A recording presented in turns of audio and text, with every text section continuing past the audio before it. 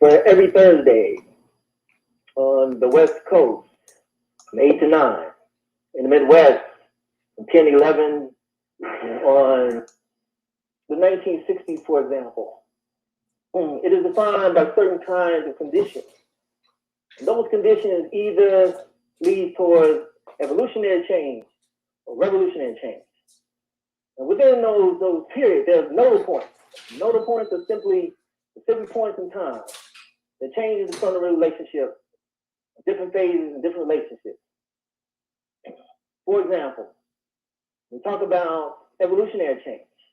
We look at the telegraph. Developed over a period of time into what is the modern day telephone. We look at revolutionary change. Change is fundamental relationship overnight. For example, the PC. It changed the way that we collected, organized, and processed information. It changed things overnight. And so we will look at a particular period. Say, for example, the 1966. You see, the civil rights movement was already over 10 years old. We saw that the March on Washington in 1963 had already happened. We see that the March Against Fear in 1966, the result of James Madison being assassinated. We also see that the period is defined by a certain level of culture as well. We saw blues and gospel songs, Go Tell It on the Mountain. We heard songs by the Shallites, For God's Sake, Give Power to the People. We have songs like Sam Cooke, Chain Gang, Impressions, Keep On Pushing, Edwin Starr, Hell Up in Harlem, and The Temptations, Message to a Black Man. As Kwame Ture says, culture that defines the politics is like politics defines culture. When we look at 1965 with the assassination of Malcolm X, 1 year later, in 1966, we saw the founding of the Black Panther Party, which also found another organization in the Midwest that developed independently of each other. And that was the League for Revolution of Black Workers.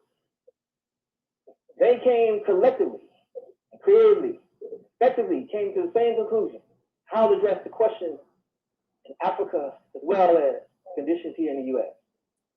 What was going on in Africa in 1966? 1966, President Kwame Nkrumah called for positive action and armed struggle for Africa, Ghana in particular. Why did Ghana and Africa in particular? That Nkrumah called for revolution. It was a time that was still held in the grips of neocolonialism. It had been 7 years since Ghanaians had won independence from Britain. But Ghana was still facing the prongs of unemployment, corruption, and foreign control. Nkrumah challenged the revolutionaries and his party to fight against the internal corruption, the forces of neocolonialism. It was the same forces of white domination who wanted the wealth and resources of Africa. As Nkrumah said, it's time for words have passed. Now is the time for action. It was the same call to action echoed by Martin Delany, Marcus Garvey, and Malcolm X. In the final analysis, the African descendants in the United States and African descendants on the continent share a common experience, common struggle against a common enemy. As Dr. Henry Clark has said, Africans and African Americans are victims of the same historical experience, one enslaved and the other colonized. The scramble for Africa has always been about gold, oil, and land. As Jack Wood has summed up in his book, Africa, Revolts, The Roots of Revolt. He says the history of African relationships with the West has been a history of robbery of African manpower, its minerals, agricultural resources, and its land. And even though directly slavery would no longer exist, labor resources and land remains the three dynamic issues of which the struggle for a future of Africa is being fought. The form of this struggle is true as a political fight. It is all for the national independence and abolition of foreign control of labor, resources and land, which is the substance of independence being fought in Africa. Historically speaking, African people on the continent, in the United States, and throughout the African diaspora have always resisted intrusion of the Europeans. From Queen Jan Asantewaa, Asante warrior, who fought 7 major wars against the British, to the Mandingo warrior, Samori Touré, was the grandfather of Sekou Touré, former president of Guinea who fought against the French. Shaka Zulu, the great Shaka Zulu nation, fought against the British to a standstill. Emerging out of this historical struggle, the modern movement for liberation in Africa has taken on many different forms, but one fact remains: African people want to be free. In 1961, a group of MPA revolutionaries in Angola mounted a surprise attack against the Portuguese president Luanda. This inspired Amal Cabral and the PAIGC to launch an attack against the Portuguese, backed by the U.S. Cabral summed up this historical period by saying, "The party will feel the historical task developed by national liberation struggle, answering with the violence of the Portuguese forces by all means possible." African people on the continent was rejecting the idea of begging for freedom. African people on the continent rejecting the idea of political reforms that never happened. African people on the continent rejecting the idea of foreign armies occupying the sovereign countries. Halfway around the world, a country preacher made a similar demand to end apartheid conditions in the South. In 1955, Martin Luther King Jr. would launch a movement that would change the Jim Crow laws in the South. King stated these words: "You know, my friends, there come a time when people get tired of being trampled on by the iron feet of oppression. And if we wrong, the Supreme Court of this nation is wrong. And if we wrong, the Constitution of the United States is wrong. And if we wrong, God Almighty is wrong. And if we wrong, justice is a lie, and love has no meaning. And we are determined in Montgomery to work and fight until justice runs like water and righteousness like a mighty stream." In 1957, Martin Luther King Jr. stood alongside Kwame Nkrumah as the old Union Jack flag came down and the new flag of the Republic of Ghana went up. This was not merely a change in regime, but it was a step toward the unification of Africa. Tonight, we have brother Willie McArthur Ricks, who walked, worked, and waged struggle alongside Martin Luther King Jr. and Kwame Ture. Brother Ricks coined the phrase Black Power that can be heard from South Central LA to the South Ward of Houston, to the South Side of Chicago, to South Philly, to South Bronx, to South Africa. I want to welcome you to Harambe Radio. Baba, Makasa, Rick, welcome to Harambe Radio. Oh, thank you, Brother Africa. I like hearing you speak. I'd rather be listening to the radio, listening to you, because you're a very dynamic brother, very dynamic. You gave a lot of information just there. Well, thank you. Thank you very much. I want to welcome my co-host, Brother Kemet. Make it plain. Brother McArthur Ricks, you're truly one of my heroes, and I want to make this brief because I want to get to your observations. For over 45 years, Willie McArthur Ricks has been a driving force in the African liberation struggle throughout the Pan-African world. From the movement that he first stepped forward to fulfill historical responsibility at the age of 17, Brother McArthur had a profound impact on the life and consciousness of literally tens of thousands of Africans and poor people around the world. Brother McArthur's 43 years of political activity serves as a metaphor for the development of the African liberation movement. Beginning as an organizer with the Student Nonviolent Coordinating Committee, he was instrumental in breaking down Jim Crow laws, which were so prevalent throughout the South.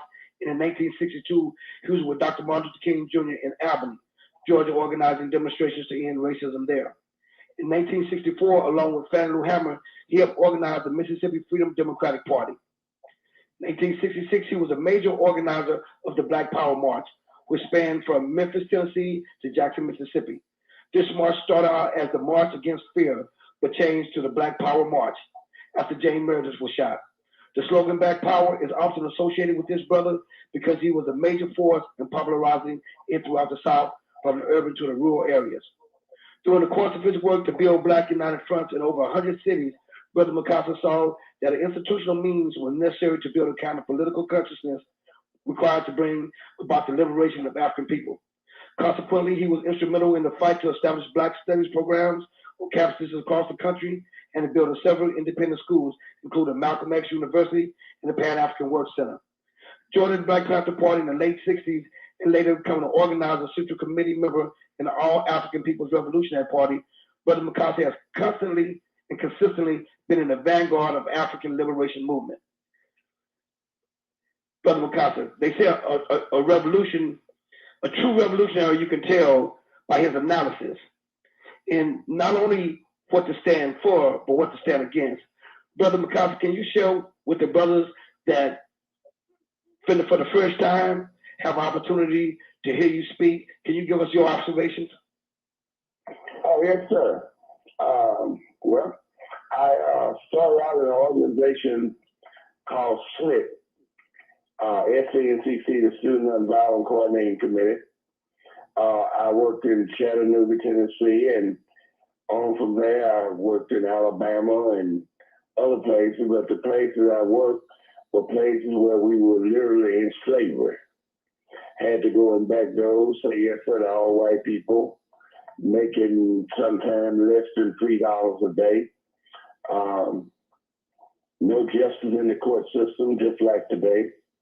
And just facing all forms of racism and all forms of exploitation to the level of sharecropping, where you work all year on the crop and didn't get no share when you finish. Otherwise, you work for nothing. And they called it sharecropping. You couldn't register to vote. You couldn't go in the front door. And that you couldn't have jobs where white people have jobs. You couldn't go to certain schools. You went to inferior schools like you do today.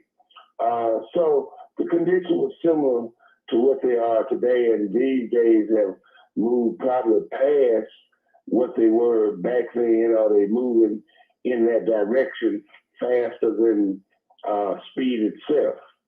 So again, we set out to fight against these systems of oppression. And when we went out to fight against the systems of oppression by marching, demonstrating, going in the front doors, disobeying the laws of segregation, some of us were shot. They threw dynamite at us, they bombed us, they jailed us, they lynched us, and put bombs in our churches and killed our children like they did in Birmingham. They took our workers out and lynched them. Cheney, Swan, and Goodman for trying to help register our people to vote. They put a bomb in Birmingham church because we were trying to go in the front doors and get equal jobs and what have you. But in that area in Birmingham, they threw so many bombs in our yard that even the nonviolent people had to pick up guns and protect their houses at night with rifles and shotguns and other materials that we had to fight with, because the police, the firemen, the Ku Klux, the other white races, the police departments, they would come throw dynamite and blow up our houses and just terrorize our communities. So we definitely had to pick up guns and were forced to pick up guns.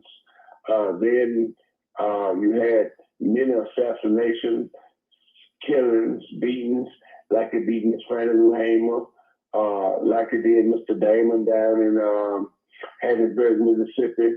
A group of white racists came to his house and they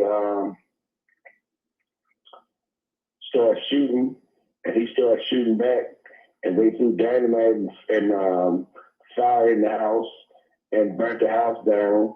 He put his family out the back door, but he was murdered. But I'm saying that to say that there were hundreds and probably thousands and thousands of lynching and murderers of our people throughout the South every year. So by us, what we formed an organization called SNCC. And when we formed SNCC, that was an organization to organize our people. Dr. King formed the organization of SCLC, and that was an organization to mobilize our people. So with his mobilizing skills and SNCC organizing skills, on many occasions we worked side by side. But every town Dr. King would travel to, he was able to mobilize thousands of people. Well, SNCC would travel to a town, and the first thing he would do is organize the people, organize local leadership and a local movement, and give the people the leadership of that movement, and we would follow them. Where Dr. King would go to a town, he was seen as the leader. And SNCC disagreed with that philosophy. We feel the local people should guide and direct their movement and they should be the leaders. So we saw ourselves as servants of the leadership that we created. And we would create like an all-Benny movement, then an all-Benny youth movement. And we did that throughout the South, fighting for public accommodations, justice and that, better schools, better jobs, better houses, equal opportunities, and what have you. By us doing that, they bombed us, shot us, and killed us. And then we fought with the voter registration and used that as a means of making demands of this country. Being able to vote, we felt we could vote all the white racists, sheriffs, and males, and other equality out of office. And when we tried to do that, again, they burnt down our churches in Georgia, blew up our houses in Dawson and other places. In Mississippi, they burnt down over 27 churches in one summer. They lynched and killed people. So we found ourselves at war. And from this war, we began to take, we were nonviolent, and we fought a great battle. But 1964 and 6, after they killed Cheney, Swan, and Goodman, and made many attacks on the movement, we began to pick up guns publicly in Alabama. And we became known as the Black Panther Party, and we became known as people in the movement with guns. And Lowndes County, Alabama is where the Black Panther Party started. And then by 1966, we now called for Black Power. And in 1966, on our call for Black Power, we had to fight. We were bombed. Dr. King and Stokely and Floyd McKissick, Dr. Floyd McKissick, and the Deacons for Defense. The Deacons for Defense was a group in Bogalusa, Louisiana, who picked up guns. They were marching nonviolently, and the Ku Klux and children would be out there marching, and women, and the Klan would go out there and shoot at them, throw bricks at them, spit at them, call them niggas, kick them, hit them in the face. So the men said, we just let the children march on one side of the street, the women and children march on one side of the street, and we'll march on the other side of the street with our rifles, and if they are attacked, we will fight back. And they had to confront the white racists, and they were known as Deacons for Defense because they picked up guns in defense of our people. And by 1966, when we called for Black Power on the march against fear, we walked 240 miles. And we walked from we walked from Memphis to Jackson, Mississippi. We were bombed, we were attacked. Dr. King was got bombed and hurt. He was hurt. I saw him crawl on the ground hurt. He and Stokely were hurt. And but we made it to Jackson, Mississippi. But after Jackson, we had called for Black Power. And that became a debate. What is Black Power? What does Black Power mean? What's the relevance of Black Power? And what will we do with it? By 1967, the people in Detroit, they defined Black Power when they came out into the streets and started burning America down and saying that we, America, had to make certain kinds of changes. So when America started burning down in 67, cities all over this country caught on fire. But when we started burning these cities in 67, all the civil rights and all the organizations spoke out against the people that was rebellious. SNCC spoke up for the people that was rebellious. We supported the people and said they were right for burning down these cities. And by 1967, when they went out to fight, we went out to fight with them. Thousands of people were shot down and killed by the police department for people coming out to rebel, coming out to demonstrate, coming out in mass groups, Even a few stores got looted. We took back some of the refrigerators and other kinds of things that those stores had been stealing from us for the last 500 years. So when the people would repossess a few of the little trinkets that they had in the stores, the United States government, the president of the United States, had on the television and told all police departments to shoot to kill. And in the summer of '67, over 10,000 black men, women, and children were shot down by the United States government for rebellion in the streets of Detroit, Newark, Watts, and other places, Harlem, Atlanta, and over 100 something different cities throughout this country. But 10,000 at least were shot and killed. And then after they shot and killed all our people in '67, we definitely called for Black Power. But then by 1967, we had to make other decisions. In '66 also, one of our students was shot down and murdered in Tuskegee, Alabama, named Sammy Young Jr. And we said, and he went into a bathroom where white people go. And we said if a black person can go into a bathroom and come out and can't go into a bathroom where white people piss and be killed, then we ain't had no business in Vietnam fighting for this country. And we initiated a movement, an anti-war movement, and we eventually put over 1 million people in the streets demanding that the United States come out of Vietnam. We organized anti-war movements. We organized anti-draft movements. We organized groups that resisted the draft. We've raised a tax on the draft boards, but we refused to go into the army. And that the Africans' contribution was even a little more militant. One of the things the Africans did was start burning down the cities. And when the Africans started burning down the cities, the rebellions, that the United States had to fight Vietnam, Detroit, Newark, Watts, and even Harlem, and spontaneous battles all over this country. But in many cases, they had to bring the army back, the 82nd Airborne and other armies back from Vietnam and land them in the cities of America to try to fight the Black Power movement of the rebellions in this country, and they were losing. By 1968, I had told Dr. King that they were out to kill him. One night I was in the house. I told him they were out to kill him. And then that was February the 7th.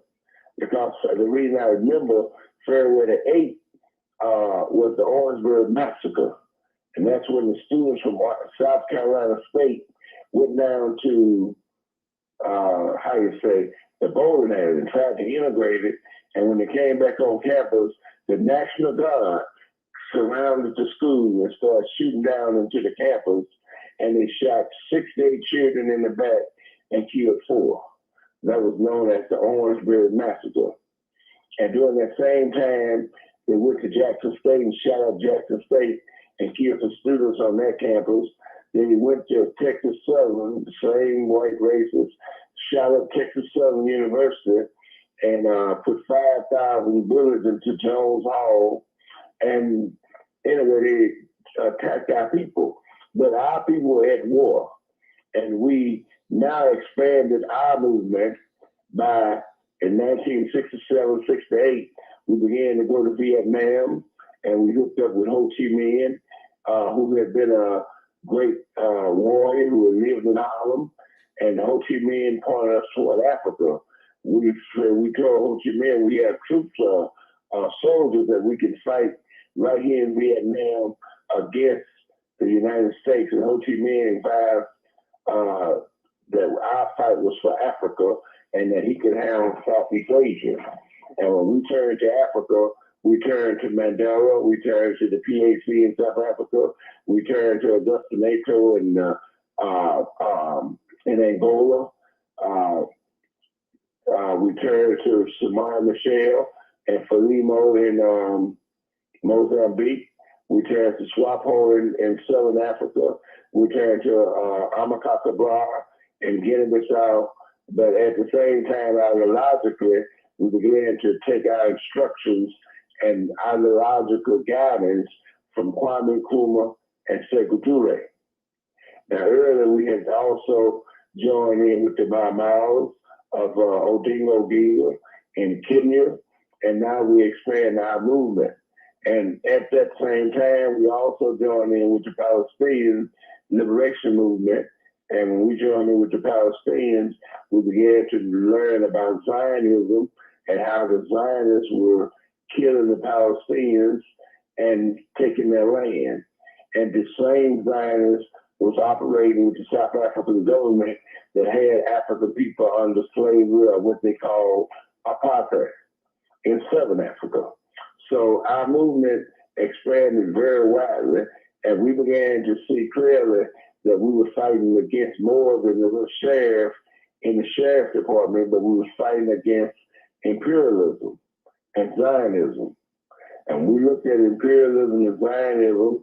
We began to learn about different theories, capitalism, the economic system where the rich get richer and the poor get poor, and the expansion of capitalism when they go to other countries and rape it for its resources and what have you.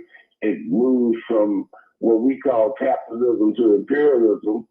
But then we looked at how they were dominating our land, and we looked at a concept called colonialism, and how white domination in Africa colonized our people. White people came to Africa, killed us by the million, and took our land. And when they took our land, they put us in slavery, made us work in Africa for nothing. And when they, in Africa, where they took our land, we found that Africa was the richest continent in the world, full of diamonds, gold, oil, rubber, grape tea, every resource that you could ever imagine is found in Africa. And that places like Britain and France and the governments that you see attacking Libya today, all of them had colonies in Africa and enslaved and killed us under what we call colonialism. And we fought this colonialism, and we went to war with them. And when we went to war and joined the Black Power movement in with the liberation movements in Africa, when we joined our movements in together with them, we internationalized our struggle.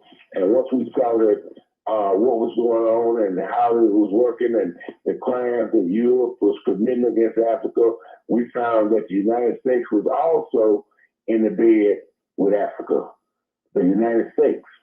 And that when we went out and fought, we fought against NATO and all of the system.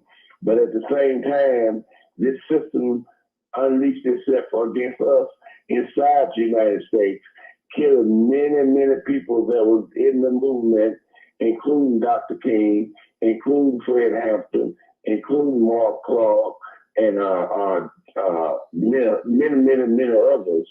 So we saw an international struggle. But now we come to have to answer a question, what are we fighting for? And we began to see that we're fighting for Africa. And not only we're fighting for Africa, but we're fighting for justice in Africa. And Kwame Nkrumah said that Africa must unite, as Africa must be free. But he said that if Africa don't unite, then we can't have the power and strength that we have. And that we start working for the United States of Africa. And we start working for the United States of Africa, we recognize that in order for Africa to be just, it would have to have an economic system that was just, and that was socialism, or even some people call it communism, socialism. And socialism is an economic system where the people control everything, the resource and everything, and all the profit come back to the people in terms of better schools, better housing, just a better way of living. And that's what our strive was to do, is to bring socialism to the world, especially to Africa. And we joined and started fighting for socialism and trying to unite Africa. We had to go to war, and that we participated in about 5, 6, 7 different wars inside Africa. I mean, open guerrilla warfare inside Africa. And we helped Angola, we helped Zimbabwe, we helped Namibia, we helped South Africa, we helped the Congo become independent. And also, I would like to just mention that there was a great leader in the Congo named Lumumba, Patrice Lumumba, that was murdered by the CIA and by the same people that's trying to kill Gaddafi today in Libya. And he was murdered. And he became a symbol, just like Dr. King is a symbol, Malcolm X is a symbol of liberation. Patrice Lumumba is also a great symbol of liberation, and that we have to just recognize that. So now we come to Stoker go to Africa, and when Kwame Ture, when he comes to Africa, he comes to say that one of our main problems is the question of identity. We began to talk about we are African people. That become a main focus point on our agenda. We are Africans. And then we began to talk about us being Africans. We say Africa's our land. And that we could, and then Malcolm said, in order for you to have power, land is the basis of all power. Land is the basis of all power. And that we have to fight for our correct land. And we point out the fact that the Chinese fight for China, Koreans fight for Korea, the native people of this land fight for this land, what you call them, the Indians or whatever they call them, native people of this land. They call them Indians, but we know they're not Indians because that's the incorrect term that Columbus laws put together. So, but everybody's fighting for a land. Our land is Africa. And once we are African people, once we now come to say that we African people, we should have a socialist system and we should unite Africa. And now we work to liberate Africa to unite it. And once we began to liberate Africa, once we began to unite Africa, and great leaders began to emerge. And when these leaders began to emerge, the United States, the CIA, they sent military forces in South Africa and they coup d'etat the government on many occasions, kill the strong leaders, and they put in power who they wanted in power. And in most cases, they put crooks in power that would steal, rape, and enslave African people. And we call this a new kind of colonialism, neo-colonialism. And this neo-colonialism, they have the United States be a military farm, let them give them plenty of millions of dollars, and they hold guns on their own people, and they bring the diamonds and the gold and the oil and the silver out the country. And we had a couple of strong African nations that were working toward liberation, and Ghana was one. And the CIA went to Ghana on March 4th, 1966, and they coup d'etat the government. Military took guns and turned the guns on the president and took the country from the president, took it from Kwame Nkrumah, and that was the Black Power nation. So we see that America is consistently in their coup d'etat and in their militarism and in their attacks on Africa. Now I say that to say that today Africa is under attack. Even we gained independence, but the countries that gained true independence, the countries that the United States didn't share and put in power, the countries that didn't cooperate with the United States, didn't give our diamonds and gold to the Europeans, they come back with militaries and take the government. And this is what we see happening in Libya today. Gaddafi is in Africa. Gaddafi is African. Gaddafi has been working and trying to carry out some of the theories and principles of the Pan-Africanism. Gaddafi has been working to bring African unity to Africa, to build. We need, instead of having in 1884 and 85, they divided Africa up into made a continent out of it and made it into 50 different countries instead of one strong country. And that today we've been fighting to make it one strong country and not a whole lot of countries. and that we've been fighting to do that for a long time. And now Gaddafi has been working and trying to bring the AU and all these countries together to choose one president, one economic system, one money system, one army, put all our armies together instead of having 50 little armies or 54 or 55 little armies. Let's have one big army. Instead of having 50 school systems, let's have one school system. And even try to come up with a common language that we can communicate, write our books in, and do whatever we have to do. But Kwame Nkrumah said, if you don't come together, if you don't unite, you will fight a war among yourselves. Today we see many wars in Africa. Africa's fighting among themselves because the United States and Europe has done everything in their power to keep Africa from uniting. To keep it from uniting. The United States continue to commit crimes on Africa. So here we got many black presidents in Africa, but they're autocrats, they're agents of imperialism, they hold their guns on the people, they lie to the people, they trick the people, and keep the people in slavery as much as they can, helping the foreign powers exploit Africa. Today, we vote for a black president here in the United States. He's part of the Democratic Party. He's part of the Republican Party, parties that have enslaved us, killed millions of us, stole us from Africa, stole this land from the native people, exploited every nation in the world for its resources, enslaved people all over the world, enslaved us, and now they pick one of these slaves to be the president. And when they picked this slave to be the president, he used when he speak, he tried to mirror Martin Luther King, so different little line, just one line that Dr. King, that will remind you of Dr. King, but at the same time, he's an agent of imperialism.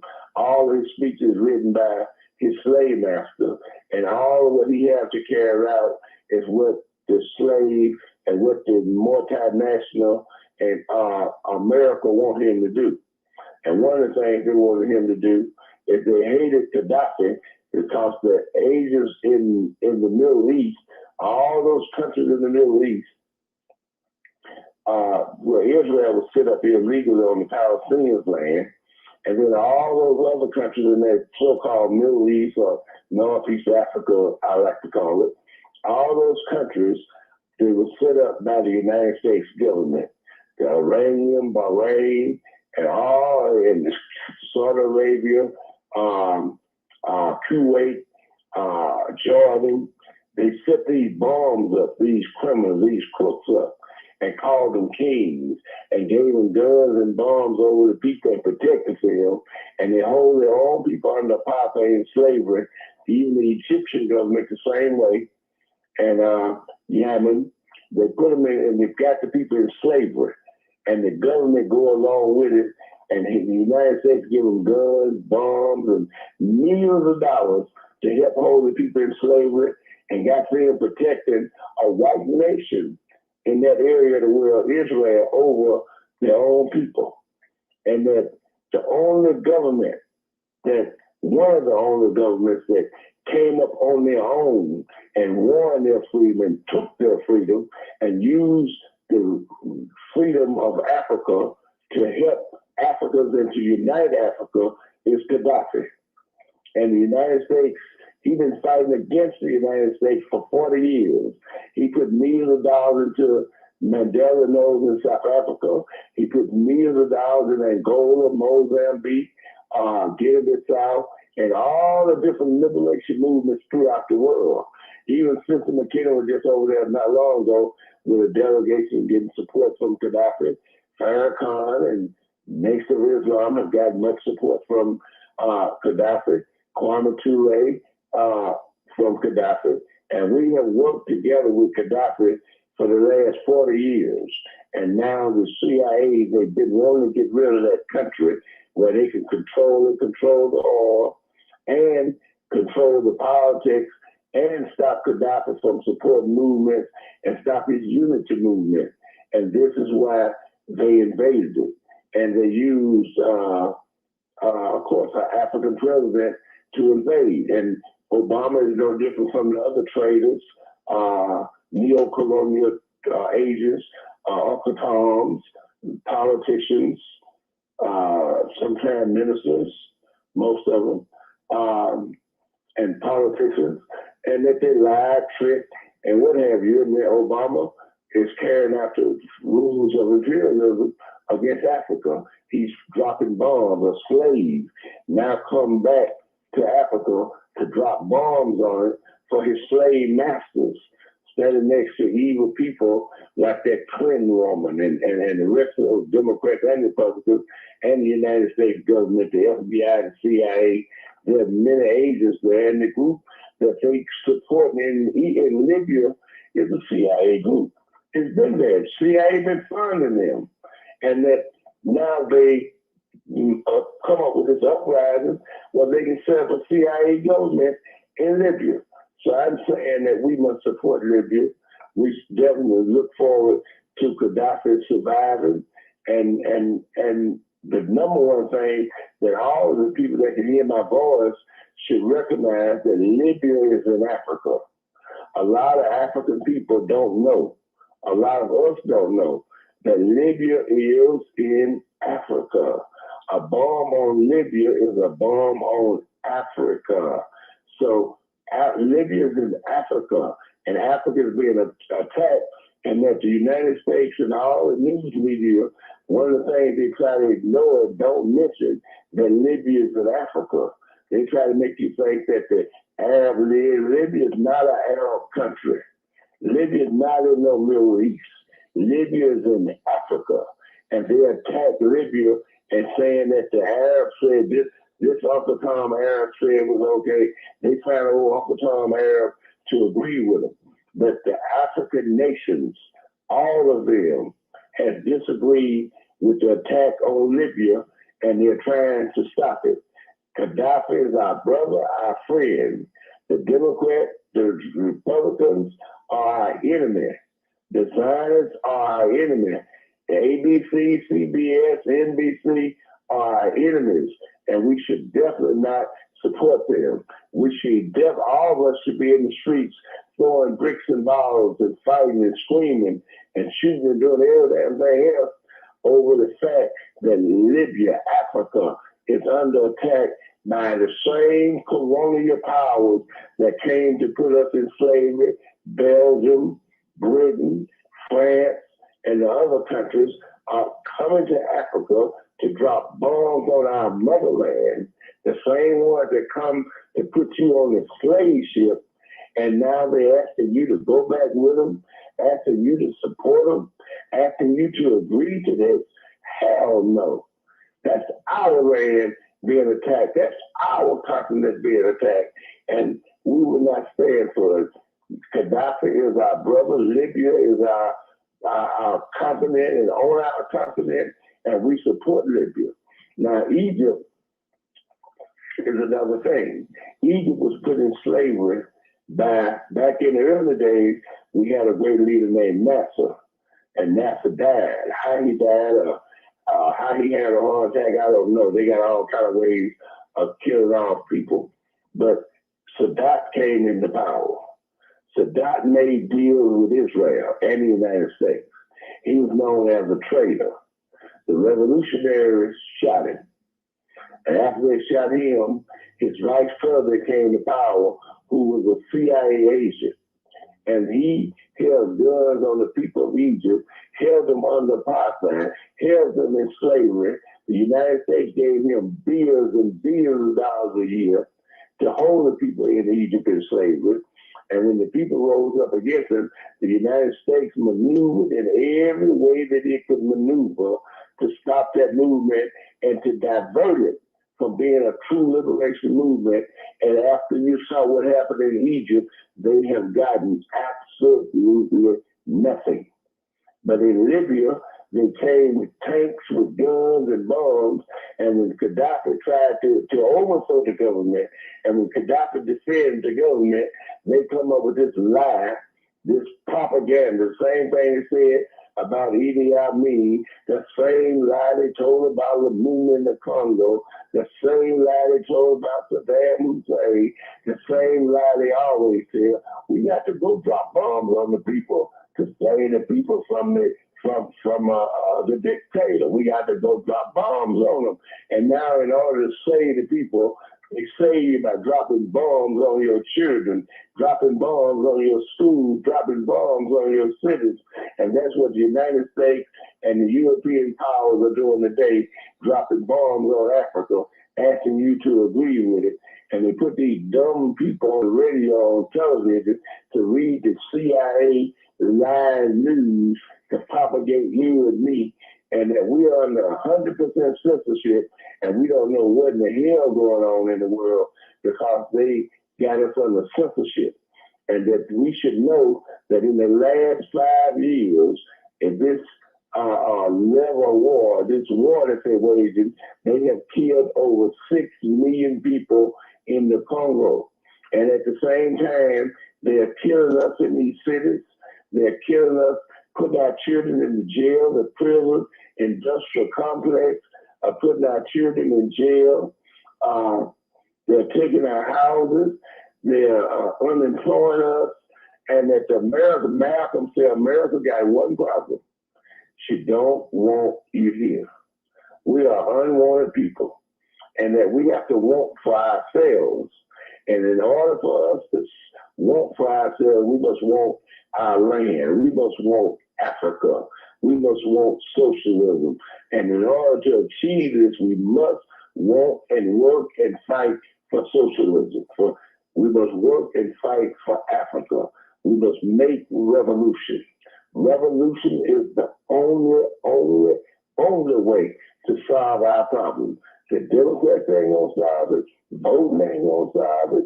These Uncle Tom politicians ain't gonna solve it. These sellout preachers ain't gonna solve it. Preaching mysticisms to the people and putting them to sleep and getting them to wait to die before they get something. They ain't gonna solve it. But our problem has to be solved by us and everybody that's come from under what we come from, under what we are under, including the Chinese, the Vietnamese, and millions of other people throughout the world have had to go to revolution. So I'm saying revolution is a direction that we have to go on, and to all African people, wherever we are in the world, must unite. And this concept under Du Bois, Marcus Garvey, or Kwame Nkrumah, Kwame Ture, Sekou Toure, the movement in Congo, and many others have called this concept Pan-Africanism.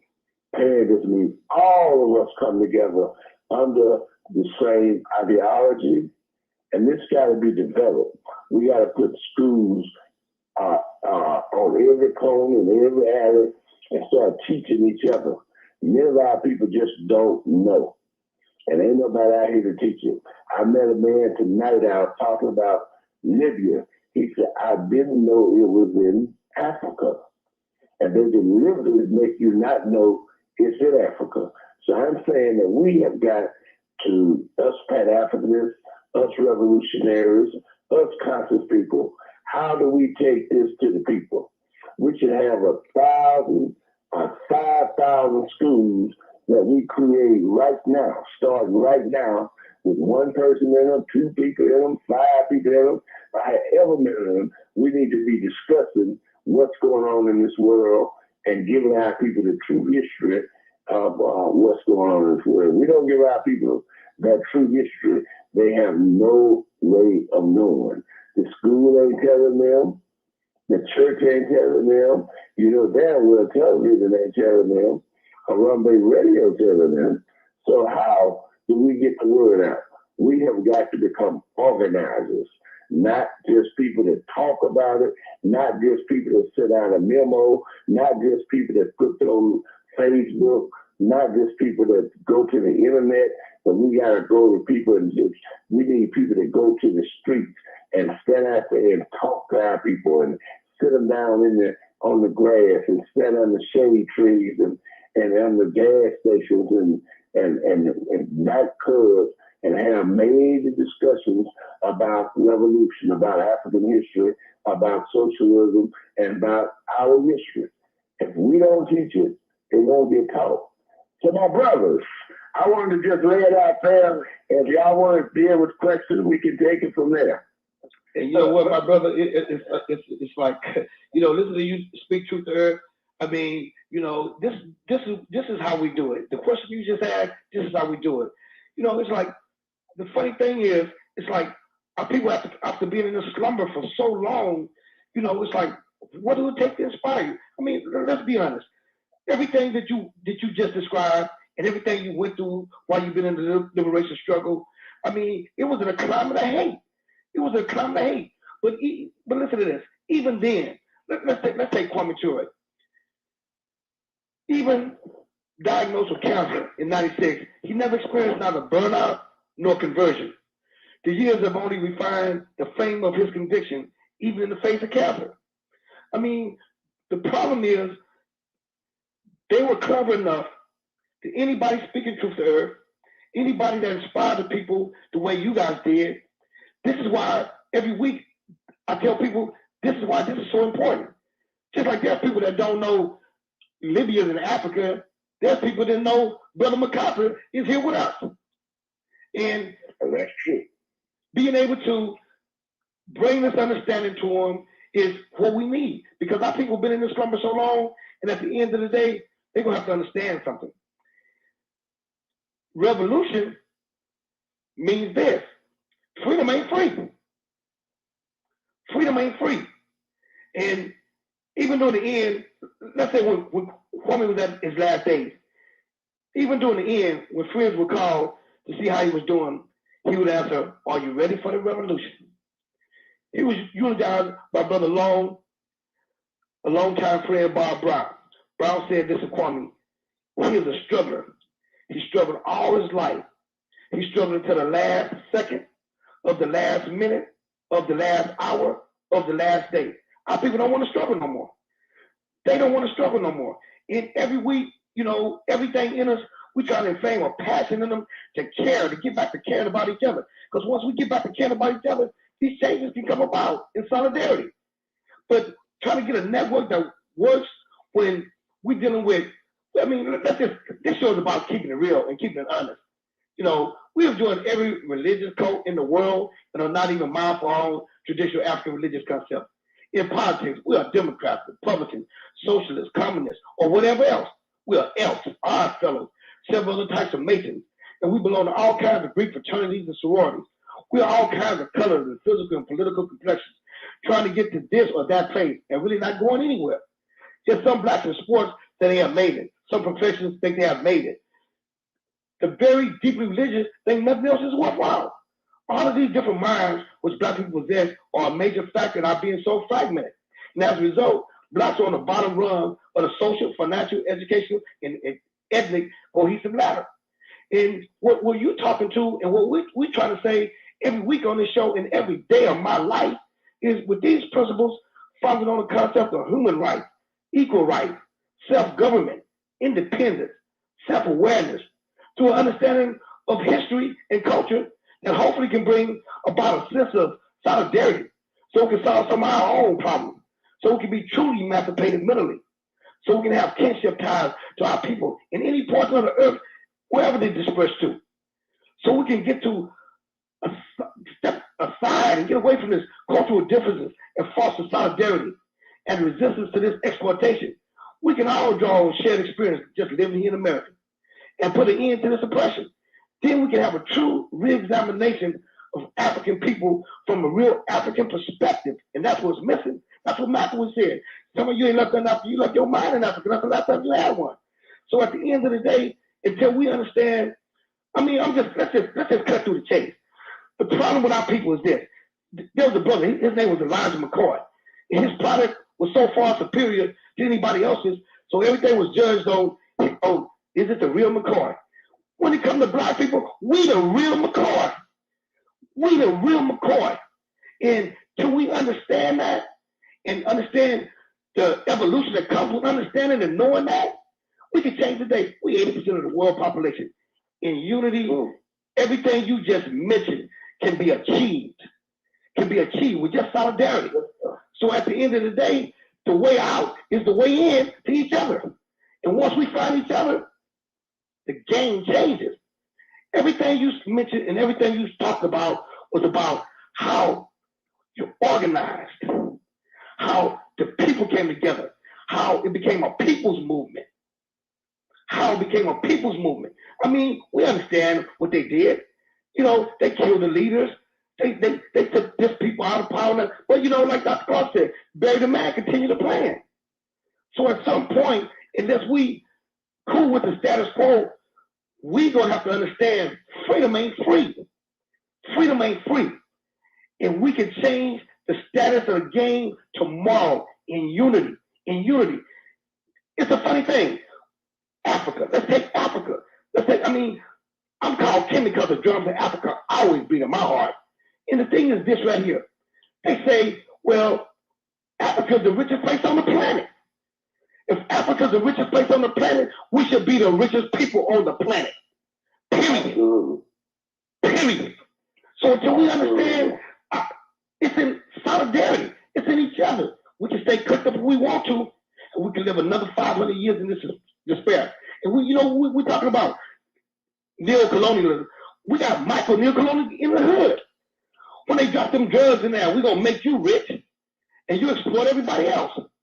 We got that going on the block over.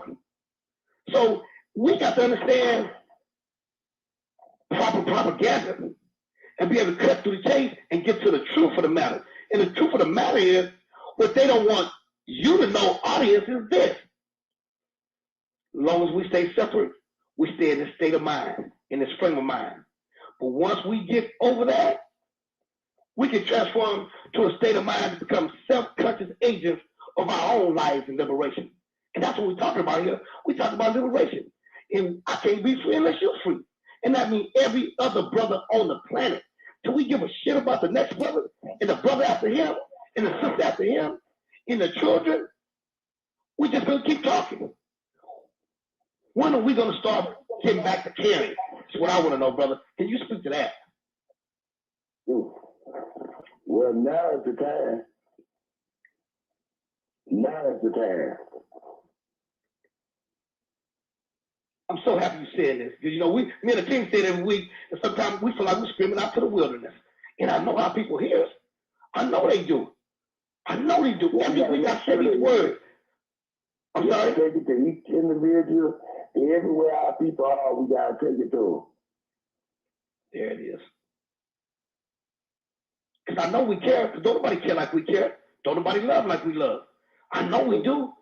But once we can get past his mind and get back to our, see, the thing is, we're kind of naive about a lot of things. And I don't understand that after hundreds and hundreds of years of this game they play. How can we still be naive to what they do? But that goes to show the power of control. When you ain't a free man. 100% control.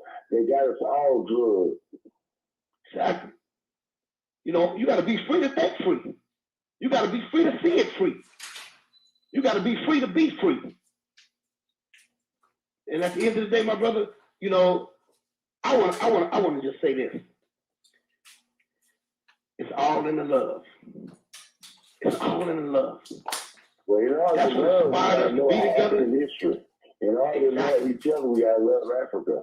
You can't love Africa unless you love your continent. Damn. In order for us to love each other, we gotta love some Africa. It's the base of you loving yourself. Damn. Exactly. That was deep, my brother. And I'm so glad you're here, brother, to speak truth to earth, because, you know, we beat these drums, and we're going to continue to beat this drum, like you say, on every corner, on every block, to everybody that's listening. And, you know, I tell them every week, I'm going to beat this drum to death. You're not going to drown me out. You're not going to drown me out. Because this is vital to our people. Dr. King was a drum major, and that what you're saying is that those who love our people would beat the drum. Those who love our people would make revolution. The revolutionaries are the lovers of the people. And that's all. That's all it is, my brother. And you know, at some point, we're gonna have to figure out a way to find each other and get back to each other and get back to what changed the game the first time. You know, it's amazing what we can do in unity and solidarity. It's amazing what we can do.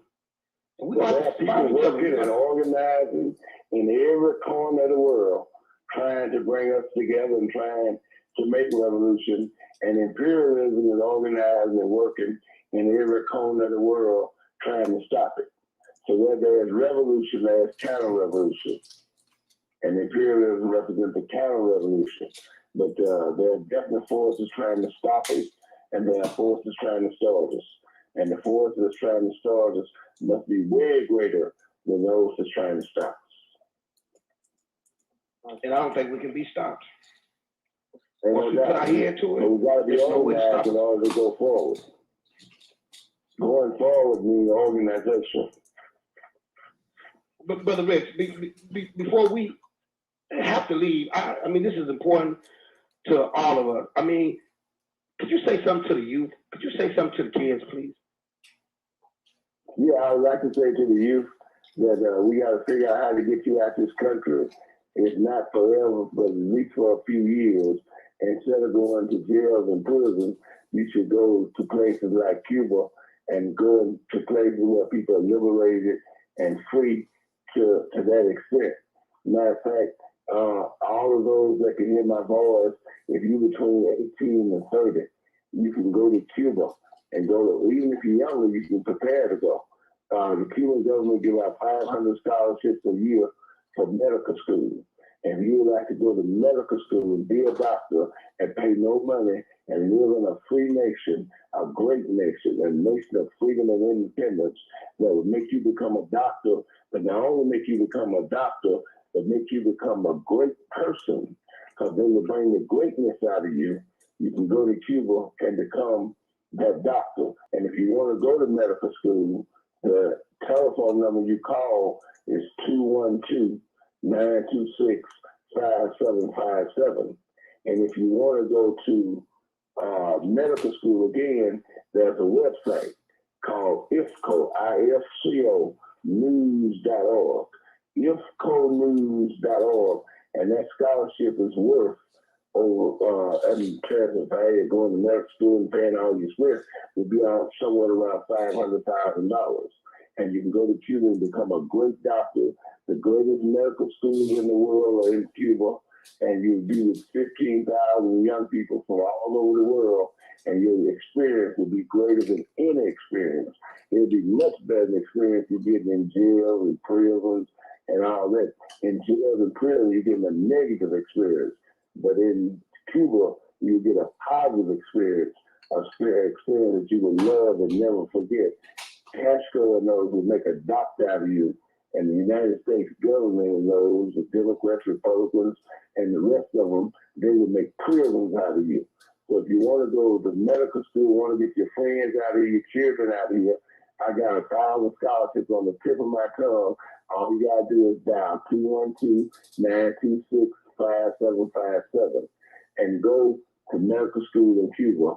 Cuba will help you. Cuba loves you. Fidel is a great, great, great warrior. He's a great, great human rights lover. And that we must take advantage of that, and we must defend the Cuban Revolution.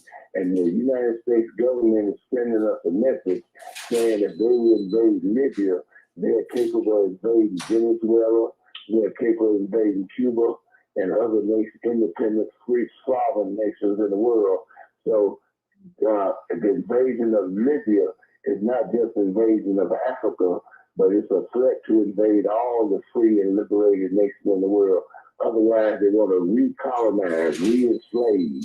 And the white man, America, is sending a message saying that we're coming with guns and bombs, just like we did 500 years ago when they came and took us and brought us out of Africa and killed hundreds of millions of people in the process. They don't care how many million people they kill. Remember, they go on in Libya to save the people, and they save them with Tomahawk missiles, very, very, very, very large missiles that they drop on the cities, drop on the schools, drop on the hospitals. Man, what's up with it? Save the people of Africa with bombs. So don't fall for it. All right. One time for the one time. Man, how y'all feeling out there, goddamn? Been a little second, huh? Been a little second, but working on some things, man. Shout out to everybody out there, man, repping at BCU. Hey, we gonna yeah, man, I got some lectures coming. That's gonna be on they gonna just be on BCU. I'm gonna upload, they ain't gonna be live. I'm gonna do them hoes and upload them, you feel me? So I got 3 PowerPoints coming up over there. Gonna be coming this week, gonna be dropping over there this week. 3 PowerPoints. We gonna go through some shit, you feel me? How y'all feeling out there, man? Yeah, check out the drill. Yeah, sure. Check out the drill.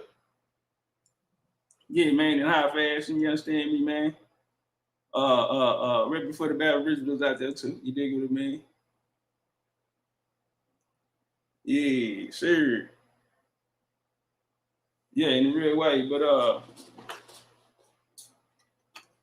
these the headbands, man, we gonna work on turning them into what this shit called? A headpiece though. All right. And so these the joints that they come in right here. A whole lot of BCU shit. Yeah, that part. Yeah, man. So been ripping and running, man, trying to take care of some shit, man. See how we gonna do this here. Let me see. What else we got? Yeah, I know I'm working on this skincare line shit, right? And so man, we got the drip over here, man. This lotion, man, this whole 24 karat. Let me tell you something, man. That bitch smell like you in Beverly Hills, you hear me? And right here we got man, that smell good. I just took the top off of it. We got it's right here, moisturizing cream for the face. Somebody asked me about that.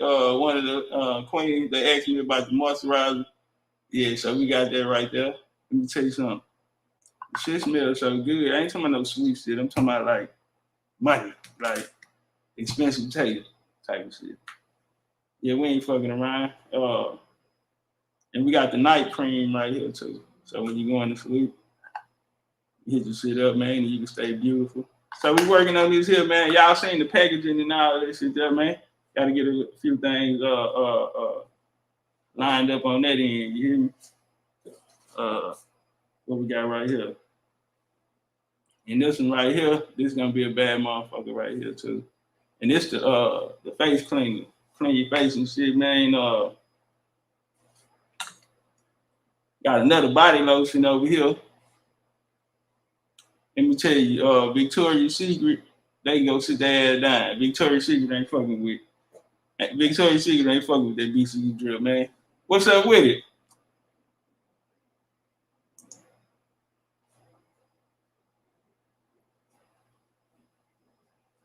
We gonna man, we gonna get into it, man. I know y'all seen the title, man. That was a good build right there. We just went through. I know y'all seen the title though. And you know, I wanted to come holler at y'all. It has been an emergence of pseudoism.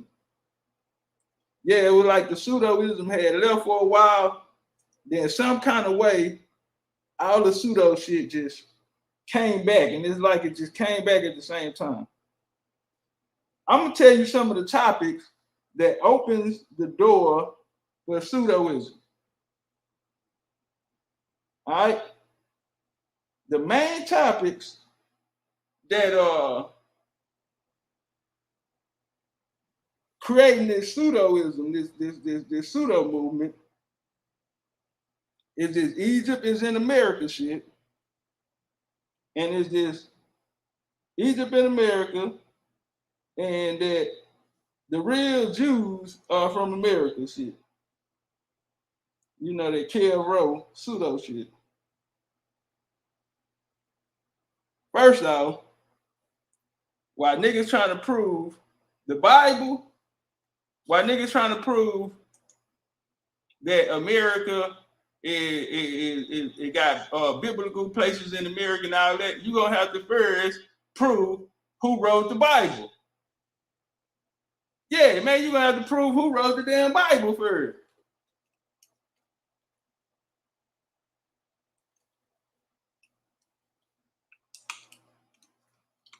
Yeah.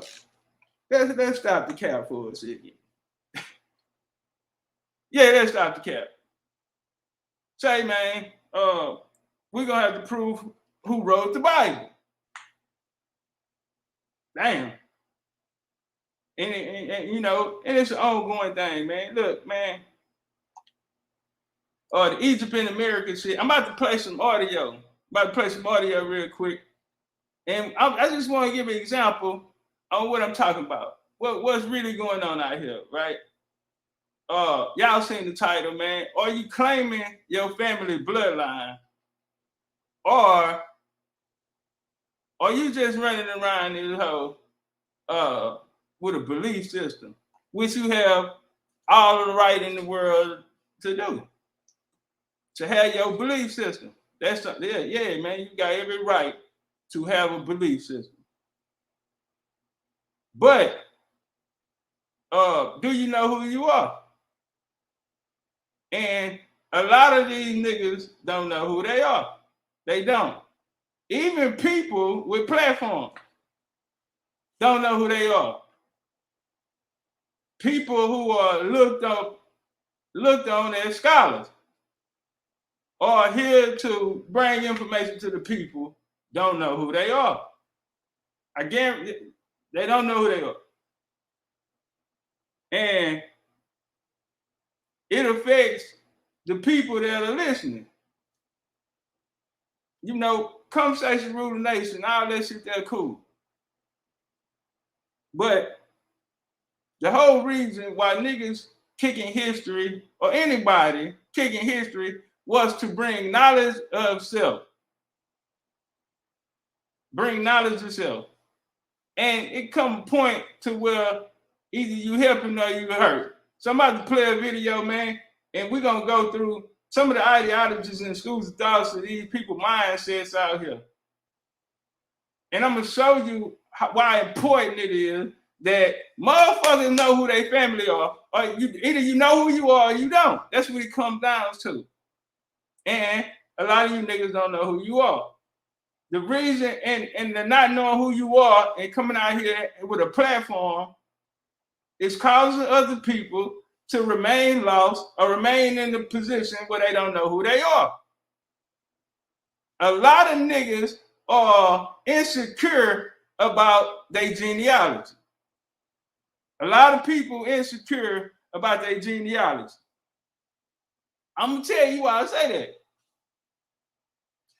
I remember, man, my grandma was having these conversations with me, right? Hey, and she say, I remember she was telling me about my daddy family. And she say,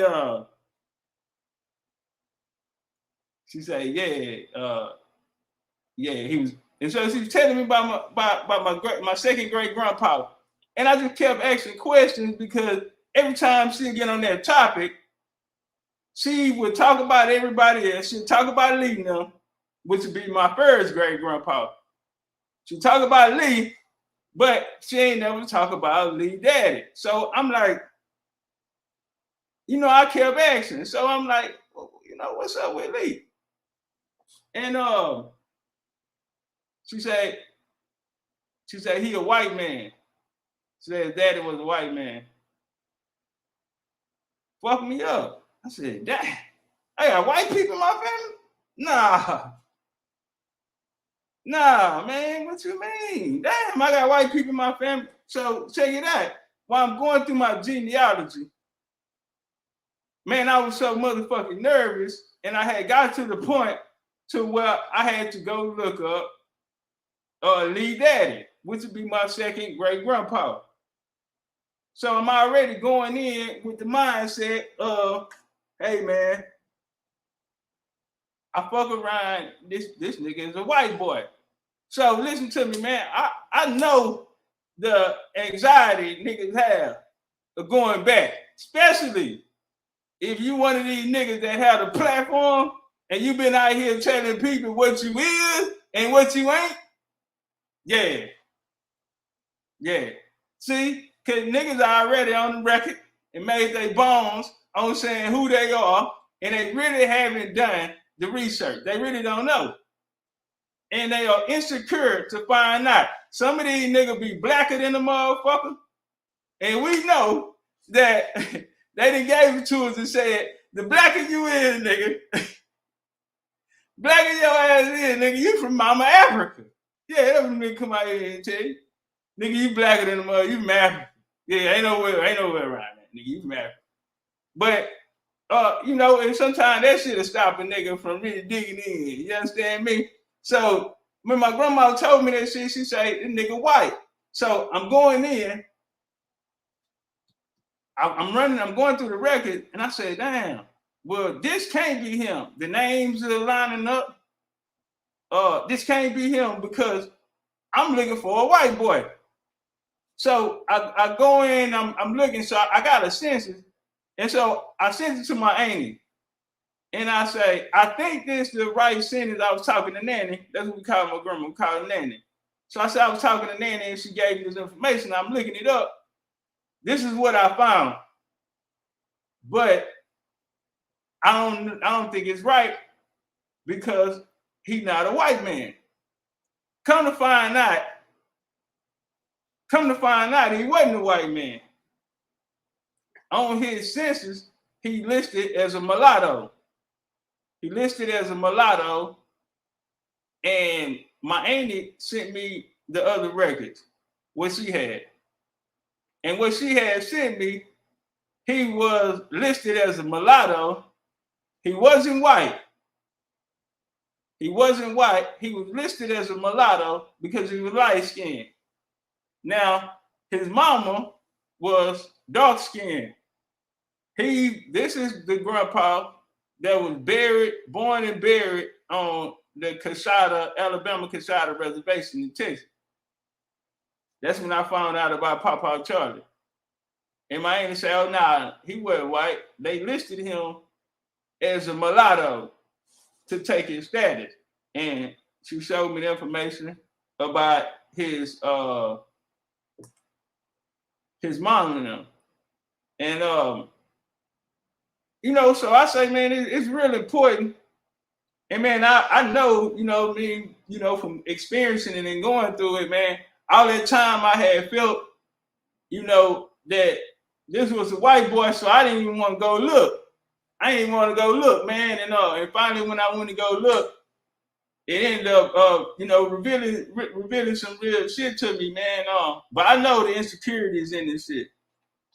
But when you get to a point and you accept it, because you're really looking for your family and you're really looking for who you are, and then it's not even about what you find no more, right? Because I ain't trying to find nothing to come out here and prove no nigga on the internet, right? Or not to start no motherfucking movement or nothing. I'm going off what the paperwork say. And from what the paperwork say, nigga, me lining up my ancestors and shit, our places and learning my history and learning why I made in the story, nigga, I win in that. I don't give a fuck about what no nigga on the internet say. I win in that.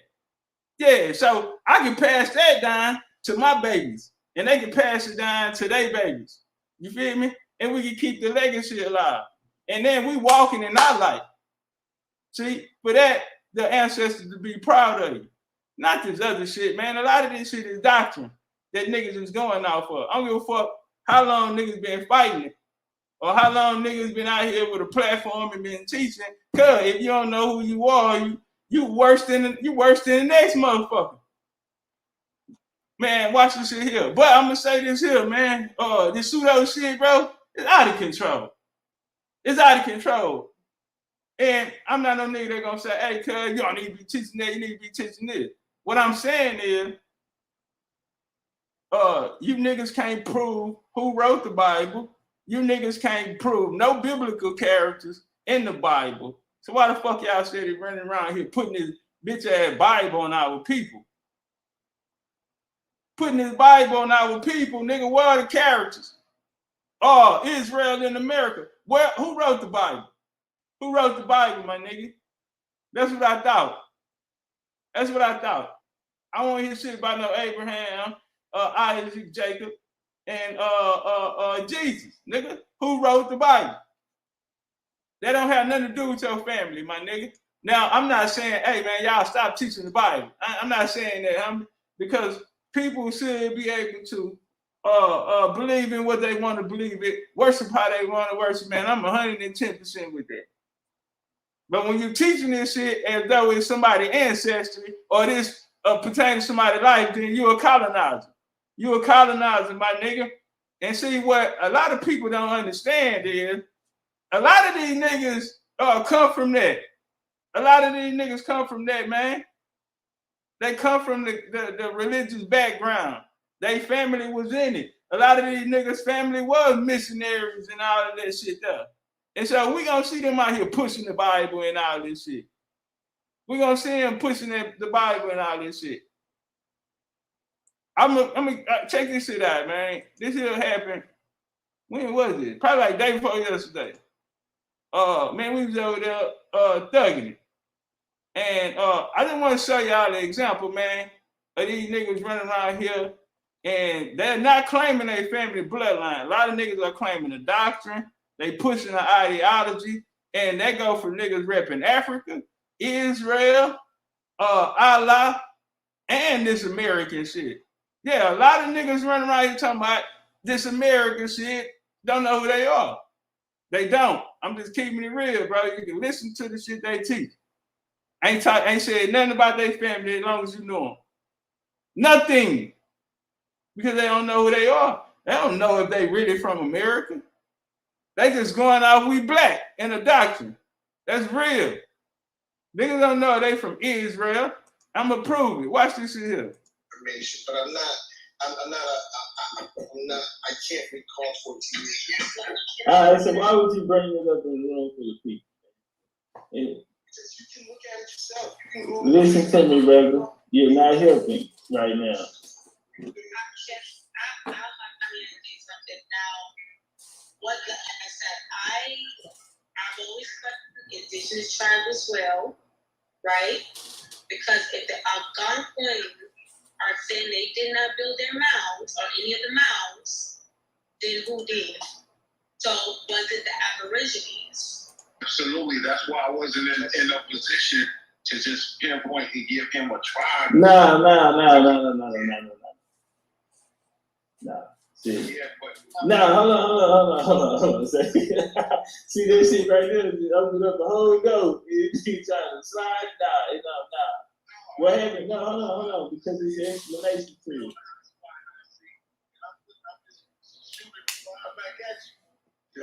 Nah, you can't. Nah, they don't go right there, bro. Without due respect. You know what I'm saying?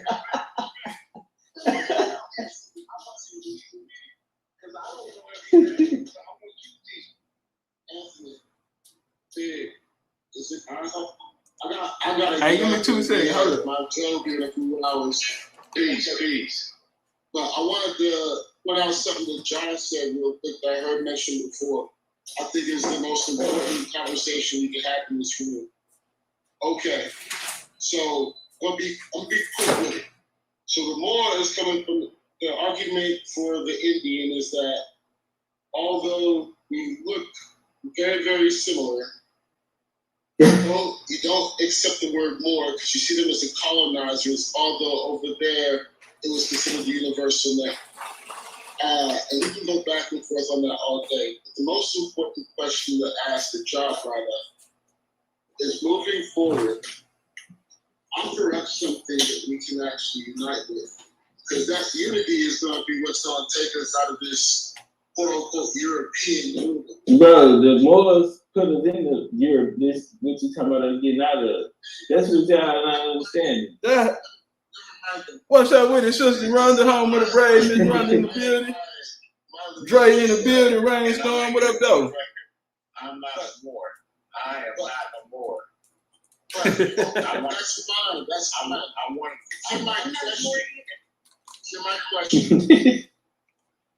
John brought it up. It's one of the last things he said. Instead of going back and forth, if we're Moors, African American, Indians, whatever, where we're at now, offer up something that we can come together with. Do your genealogy. Do your genealogy, nigga. What he's out here doing, y'all? Did y'all watching? And did y'all see that? I saw what he was trying to do, right? I saw what he was trying to do. Y'all know them niggas come out and say, well, what's the solution? Use the solution. Yeah, they want a unity solution, people. Do your genealogy. Listen, in order to really get some shit, man, and to accomplish some shit, bro, with a group of people, it has to be a people who shares an interest. It's gonna have to be a people who are each other, bro. Yeah, a lot of times you can make it if a nigga sharing the same struggle, if it's for surviving purposes. But a lot of these niggas don't feel like they're in a position where they back against the wall yet. So how do you solve it? Man, you get together with people who are you. How do we find that out? We get together with people who said, if we Indians, Aboriginals, then we need to be giving Indian Aboriginal people, not just giving Indian Aboriginal people, but it's important that we know who our family is so we can go and try to find the people who are sharing the bloodlines with us, who gonna have a similar story. Or if it was a struggle, let's say, the Trail of Tears, Indian Remove Act, when they got put out and they had to move, let's find these people who saying these stories. You give an example, the people in Oklahoma, let's say far as the Freedmen movement, you don't see them going out asking those East Coast tribes or the Shinnecock or the Wampanoag, no shit like that, to come and unite with them. Nah, man, you don't see the motherfucking Oklahoma tribes telling the goddamn tribes on the eastern seaboard, y'all need to come down here so we can make America great again. You don't see no shit like that, nigga. Why? Because you unite with your motherfucking people. You unite with your people. Nigga say, give us a solution then, brother. Nigga, do your genealogy. Period. That's the best advice somebody could have ever offered your ass, nigga, in the search of knowledge itself. Do your genealogy.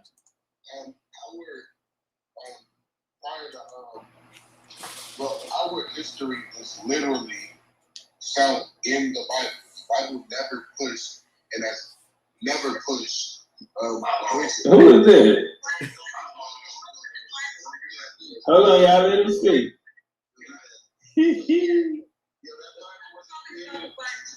Hey, now, y'all, hold on. Give me some respect. Hold on. Give the brother his respect. Yeah, give me his respect. You okay, brother? Jeremiah chapter 17 and verse 14 says, and now even thyself shall discontinue. Hey, y'all jump on that like button out there, man. Make sure y'all on the like button, man. And I will cause make sure y'all on the like button, goddamn. Like the video, goddamn. Share the video. Hey, give me some flames in this whole, man, if y'all can hear. The Lord literally said. Hold on, let me go back a little bit. I want to make sure y'all can hear him. I know he kind of low. And I will cause thee to serve my enemies in the land that. Hold on, y'all, let him speak. Yeah, sure. What's up, T. Crystal? Hey, now, y'all, hold on. Give me some respect. Box Major History Hunter in the building. Yes, everything. Big Cody in there. Oh, I see you. Jeremiah chapter 17 and verse 14 says, and thou even thyself shalt discontinue from thy inheritance that I have gave thee, and I will cause thee to serve my enemies in the land that thou knowest not. He has kindled fire in mine anger, which shall burn forever. The Lord literally said that this book is to push a heritage and not a religion. What's that, Brown Hawk? And that's the religion. That's the heritage of the Israelites. Okay, are you from that heritage, Brother Darius? Yes, and every so-called. Hold on, no. Wait a minute, brother. Time out. Hey, watch this work. Watch this work right here. Yeah. This guy a little bit. I just want to point this out on the reason why we here today. Are you claiming your family bloodline, or are you banging a belief system? Because there's a difference. I don't think motherfucker knew it was a difference. Yeah, I don't think nigga knew it was a difference.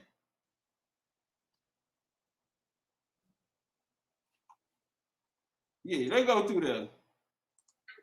Let's just deal with you, Brother Darius. Yes, sir. Hold on 1 second, Brother Darius. Let's just deal with you. Because you said everybody. We'll just deal with you. You just said, I think we all heard you say everybody, bro. Native American. Okay, we'll take that. No problem. Okay, so we'll just talk about Brother Darius right now. Shalom, what about you? Tell us about your heritage and how you tied to this Hebrew. The Israelites are the descendants of Abraham, Isaac, and Jacob. Yes, sir. So that's where your bloodline come from? Yes, and I can prove it. Okay, no problem. Okay, slow down, no problem. I got you. Okay, so where you from, brother? I'm from Chicago, Illinois. Shout out to the Windy City, goddamn. Oh, what? Okay, so what year y'all came to Chicago from Israel? Hold on, Chief. Let me get this. Hold on. Shay,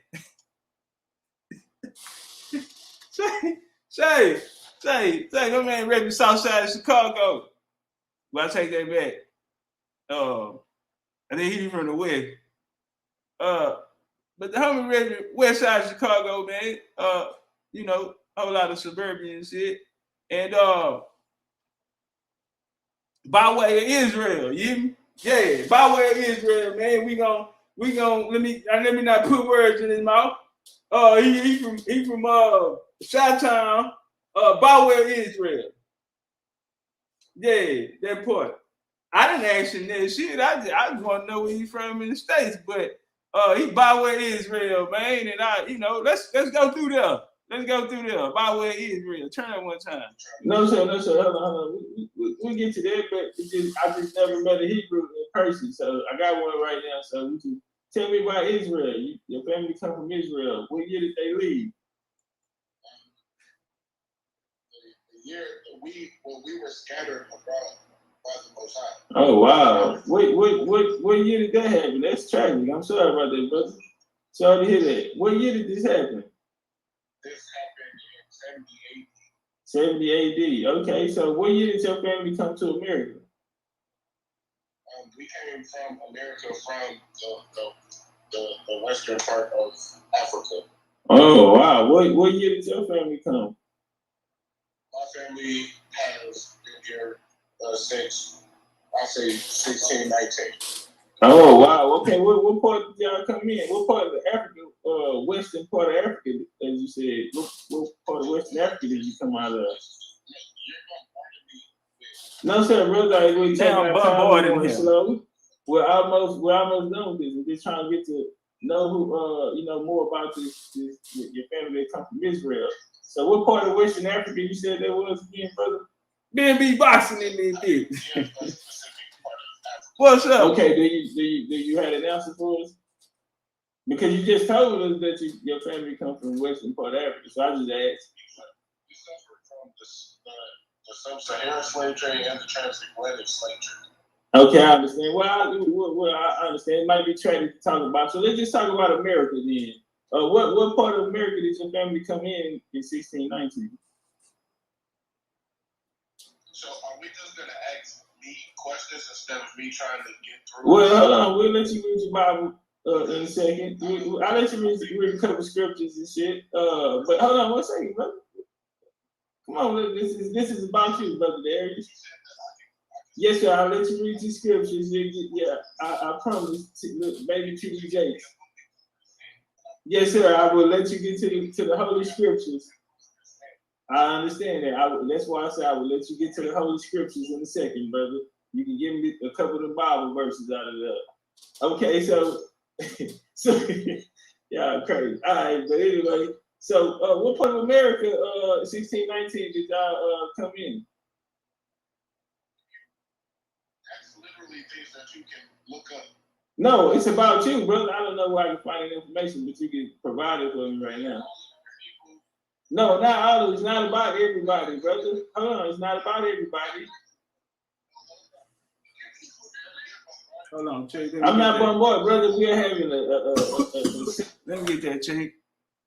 Hey, check him out. Check him out, though, right? They don't like being in that position. Let me tell you. Nah, they don't like being in a position where they have to speak for themselves. Which should be the easiest conversation, right? Because don't nobody know you like you know you. You feel me? Don't nobody know you like you know you, homie. And so, let's talk about you. And you know what I'm starting to find out is people really don't like to talk about themselves. But they can tell us about everybody else.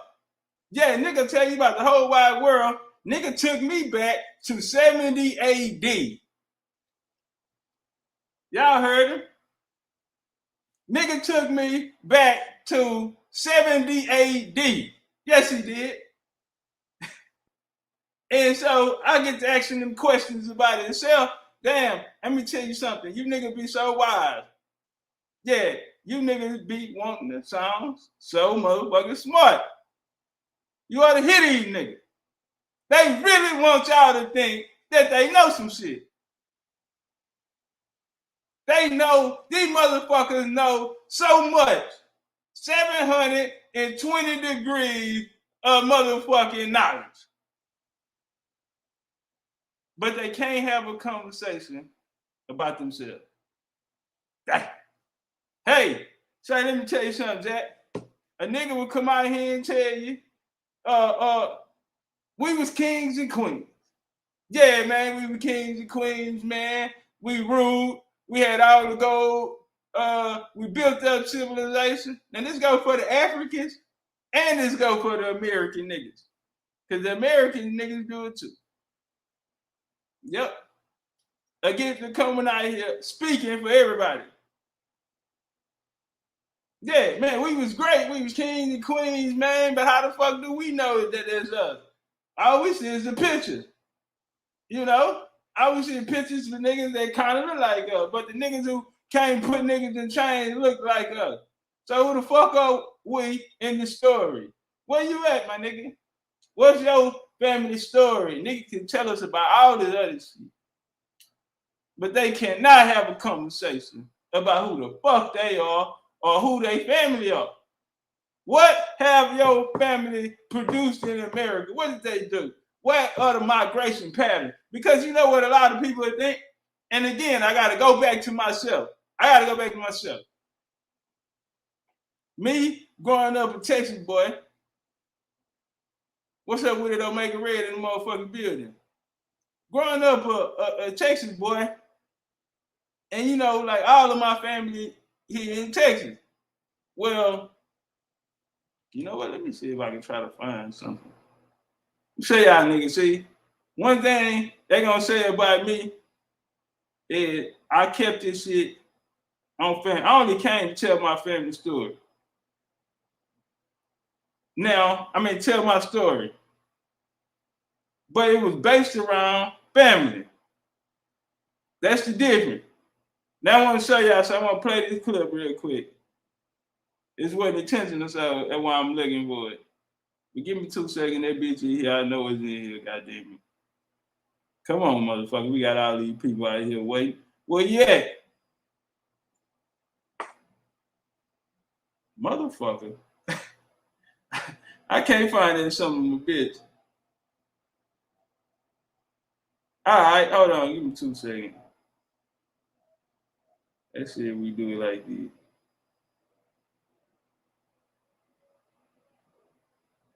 Okay, so the clip we're looking for right now is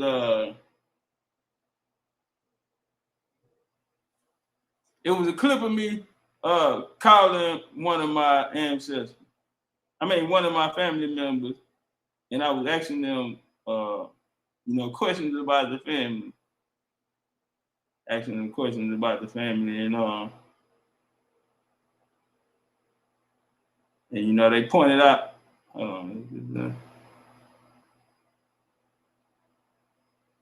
Yeah, it's all good, man. I should have thought about playing this, but it's a point in here. There's a point in here, you know, the reason why I did it, because while I was talking to her, she asked me, okay, here we go right here. Really, he decided Hold on. Run it back.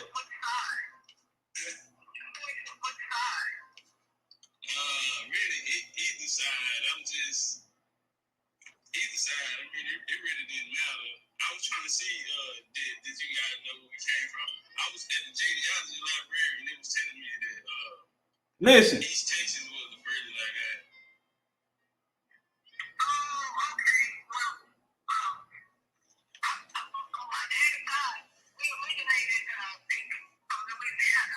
Okay, hold on, right quick, Auntie. Cause see, what I want to prove is, what I want to show, and start with myself.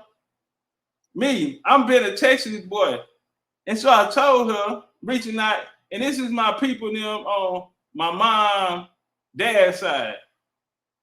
Hey, it's a part, and that bill gonna come up. Well, a nigga asked me who I was, and you know who my people, and I went through every line on that nigga. Yeah, bitch, I been working. Yeah, bitch, I ain't out here just popping my shit for nothing. No, I been working. I went through every line, bust them down. Yeah, beautiful. I know I'm learning the migration patterns. I'm learning the migration patterns because it fucked me up, man. I'm in Texas all my life, so you know, shit.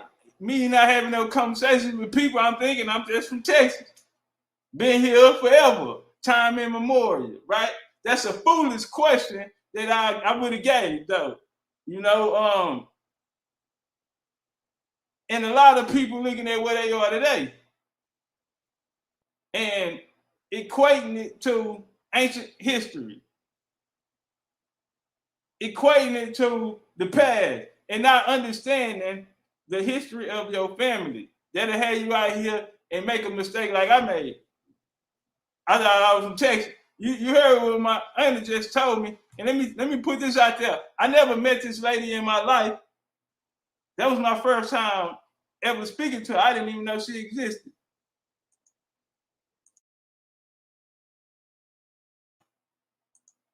I didn't even know she existed. And so, again, another word, I can't stress it, right? Now, we can go look for all this other shit, right? We can go dig and read all these books and all this other shit, man. But, you know, in my search of finding self, man, I started finding family that I didn't even know I had. I started finding family I didn't even know I had. And that's what made it, you know, because then I started wanting to know how they live. You know, what was their culture?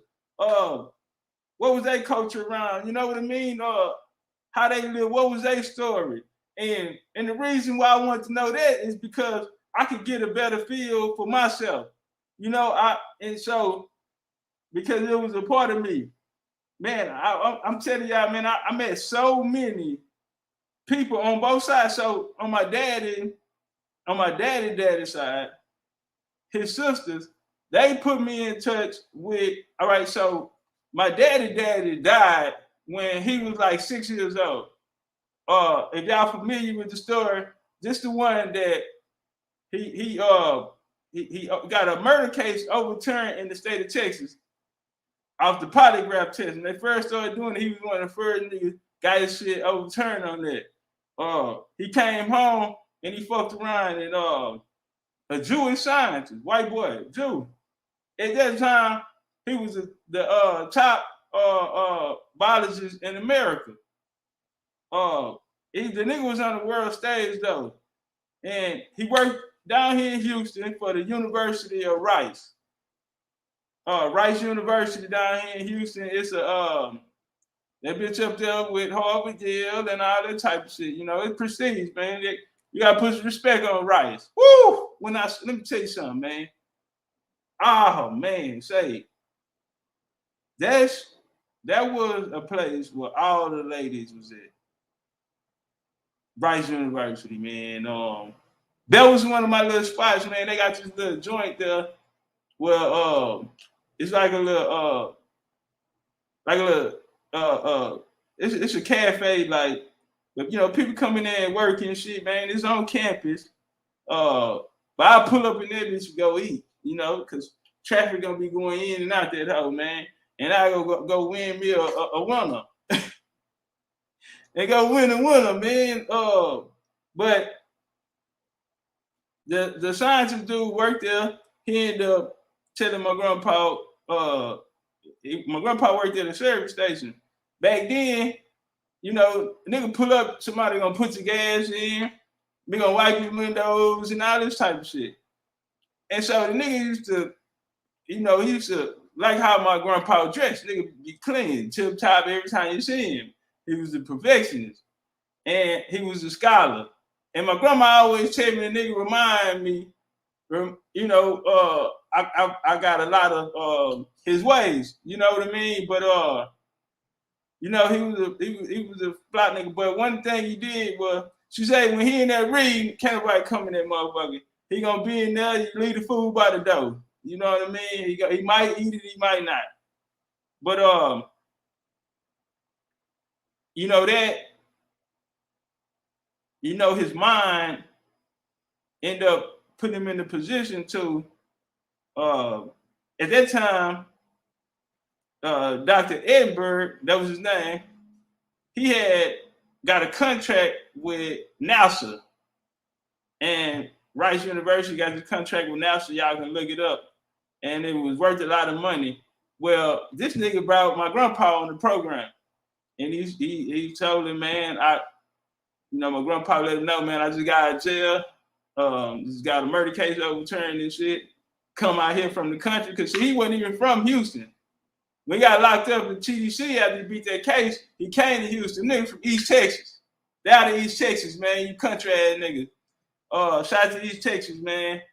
But he come from East Texas and he come down here and he meet Dr. Edinburgh. And, you know, Edinburgh being around all these niggas on the world stage, that nigga say that he was the smartest. He was the smartest person that he had ever met. Man, my grandpa ended up taking care of that white boy, man, till that white boy died. And he was close to the family. Yeah, even after, you know what I'm saying, and then he ended up passing. But and my grandma got a lot of money. So NASA gave my grandma a lot of money, man, when my grandpa passed. But and he got killed, it had nothing to do with NASA.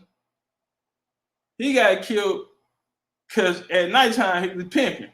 Anyway, and a nigga, he knocked the nigga bitch and the nigga poisoned. But anyway, get back to the story. I met a lot of his family. You know what I mean? I ended up meeting a lot of his family, man, and he had a lot of family out of Acres Home. Yeah, they came down here from the East Texas. They moved to Acres Home. Acres Home became a part of Houston in the late 60s. I want to say 67. They came right after integration, right? And it was important because Acres Home was, and when they became a part of Houston, they made up the largest population of quote unquote black people in Houston.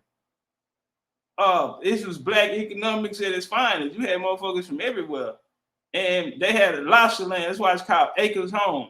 Because in order to get the land out there, you had to buy acres of it. And they ended up buying out that. They had their own bus lines, own schools, own farms and shit. And they ended up buying it up. If you're familiar with Acres Home now, them niggas still riding horses. Them niggas out there on them horses right now. They got barns and all that big out there. That's what, you know, we keep out trucks and trailers. And there's over 20 horses out there at the goddamn over 20 horses out there. But anyway, I would have thought I was just from Texas. Going into my dad and mama now, I'm kind of find out they coming out of North Carolina. My daddy family coming out of Florida. And then the migration coming here. Coming out of Florida, going into Alabama. Tuscaloosa, Alabama. They left Tuscaloosa, Alabama in 1836. And then somebody will tell you that your history is gone. Ain't no way you will be able to find your history of what happened. And it's a beautiful thing, man. I would have never knew that shit. So now when I'm in Florida, I'm feeling like I'm in the home of my ancestors. If I'm in Alabama, I'm in Tuscaloosa, then I'm with my people now. You see what I'm saying? What I'm going through. And this is how we unite. We find this is how we unite. You don't just walk outside and say, who coming with me? You don't know who the fuck with you. Nigga gonna rob you, kill you. Had these niggas you running with is the niggas, the tribe you was fighting, or the colonizer himself. How do we differentiate? You know, what do we draw the line and say that bloodline should mean more than any of this shit? Who I am means more than this shit. It damn near sounds like it's a colonizer mindset. Like the brother said, well, why we can't all just be together then, homie? What's the solution of all us coming together? Nigga, if these other ideologies put us in this situation, why would we use them to get out? It's no different than these niggas talking about the Bible. If you gonna tell me that the Bible enslaved you, and then the Hebrews turn around and say, well, they took us, Deuteronomy, nigga brought us in chain and brought us to America. Nigga brought us in chain and brought us to America. Why would he give you the Bible to save yourself? Why would he give you the Bible to save yourself then? So it's no different. It ain't no different. So if a nigga just come say, hey man, all of us black and everybody black, nigga really from Africa. That's some colonizer shit. Say, man, you all Moors, nigga, you was a part of a global empire, nigga, whether you want it to be or not. RJ Norwood in the building, man. Sweet home Alabama in this motherfucker, man. Yeah, man, no matter, nigga, if you fucking with it or you not. You blacks, you from America. All that shit colonizer. That's a colonizer shit too, even to say that. All black people, not saying nobody saying that. I ain't heard nobody say that, but if somebody is saying that, then that's some colonizer shit.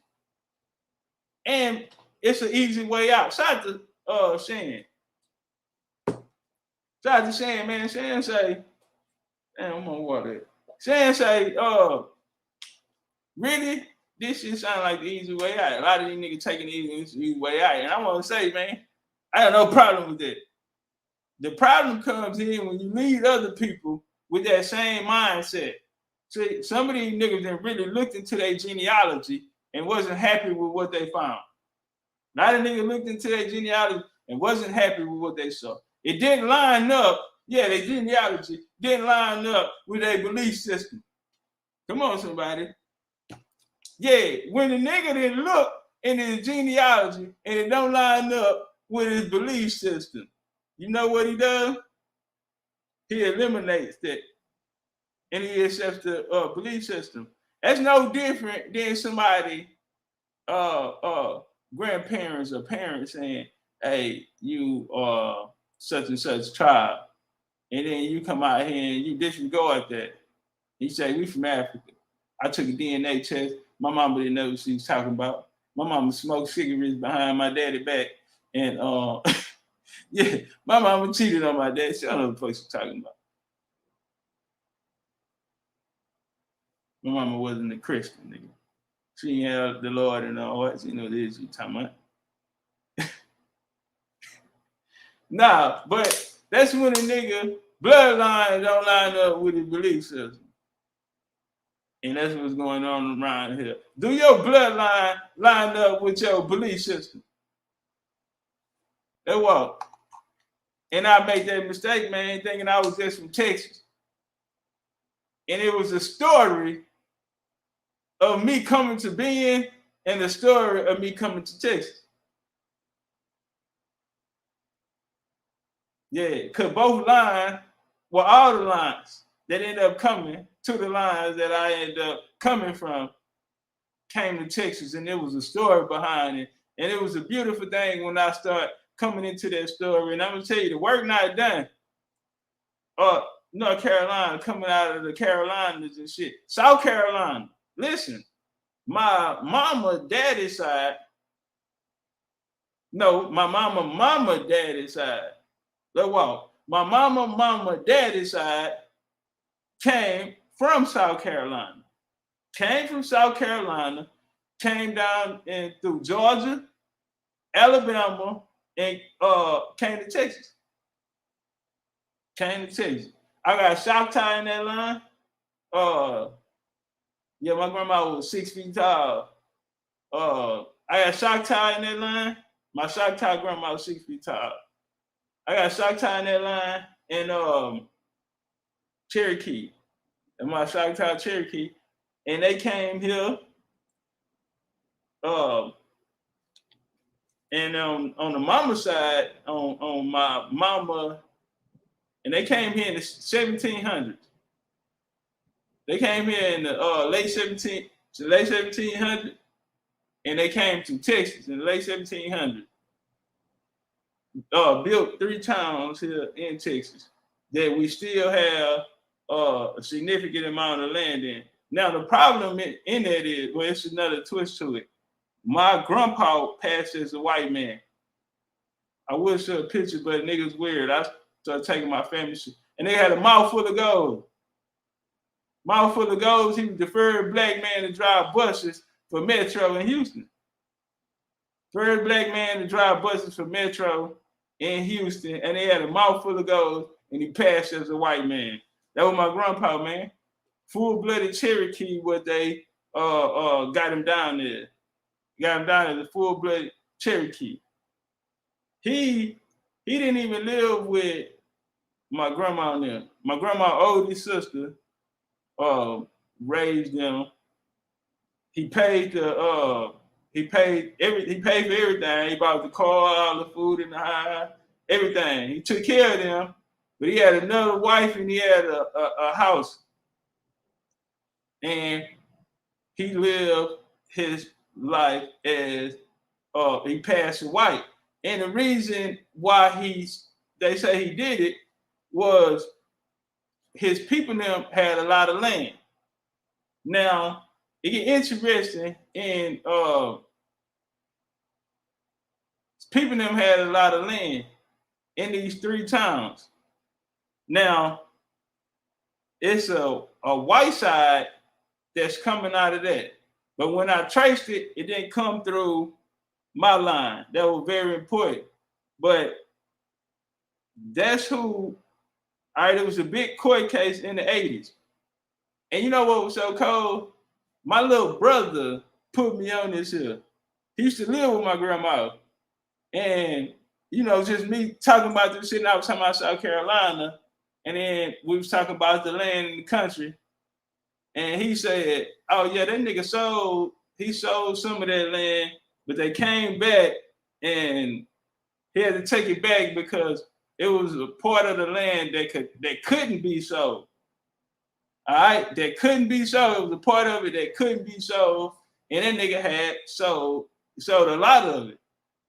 The shit got overturned, and they broke it down for what he did. He was able to sell.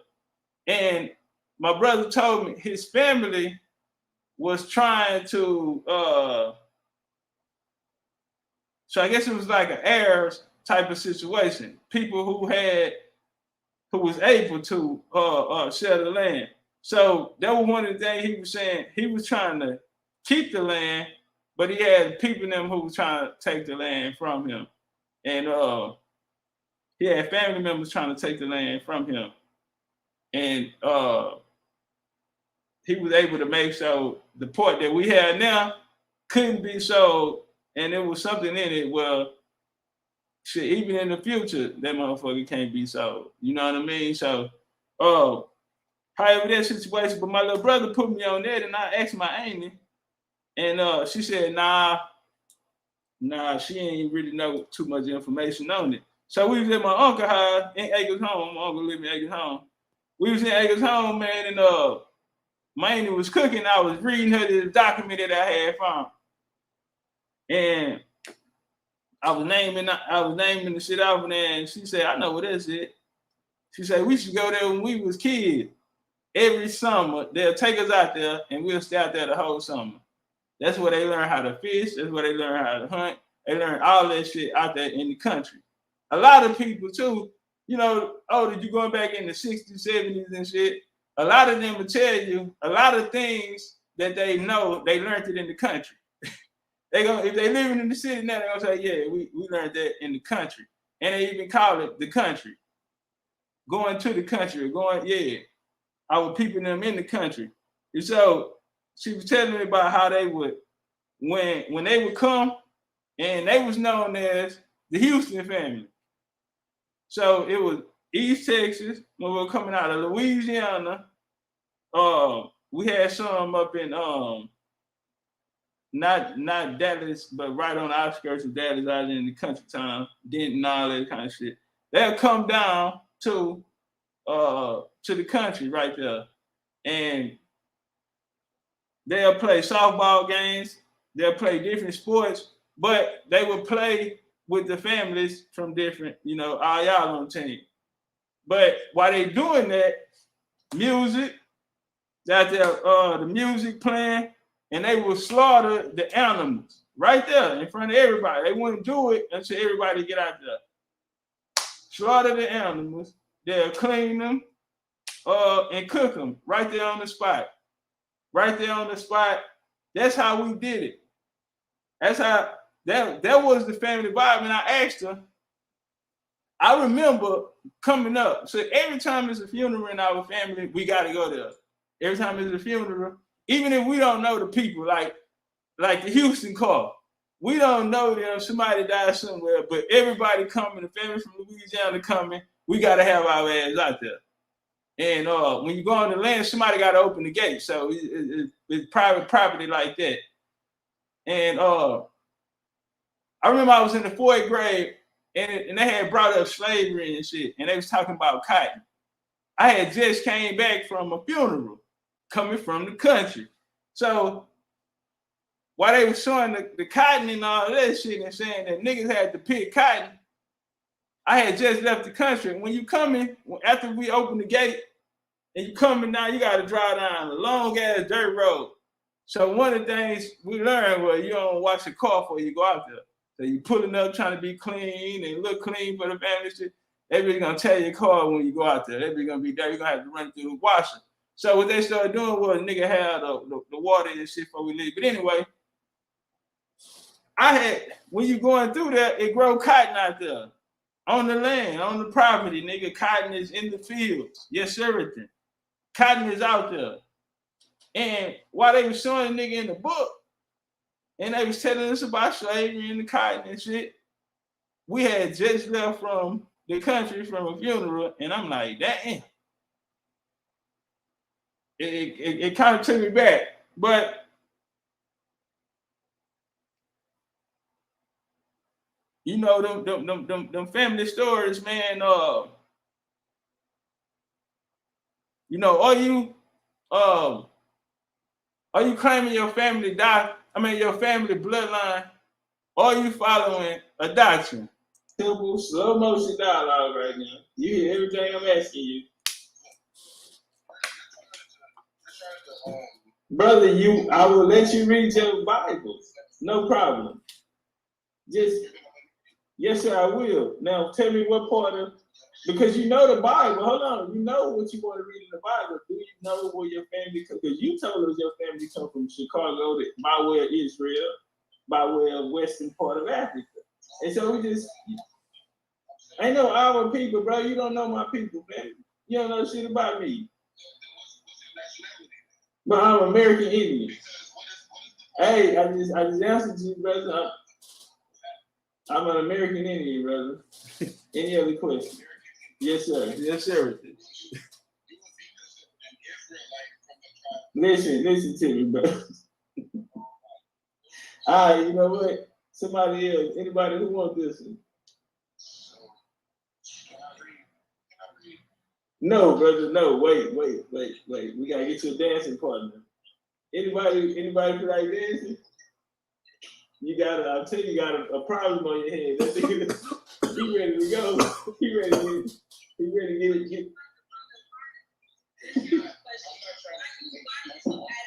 Hold on, brother. Why are you so adamant about eating? Because there's certain curses that the Lord said that He was going to put on us if we didn't listen to Him, and it only fits a certain group of people, a specific group of people. And it says that they were going to be a sign and a wonder and upon our seed forever. And so let me ask you a question. So what does it define me? My family of Black Europeans. It defines me. It defines like It defines the nation as a whole. Yeah, but you said the slaves, my people, they weren't slaves. They came here from Europe. They were part of this whole system. They made it in with some other free people, other free indigenous people here. And none of my American family have gone through that. Like literally. So I've done my genealogy. I'm way back early 1700s. Not a slave. That nigga trying to get in that scriptures. He's gonna put the curses and do the remedy on all you niggas.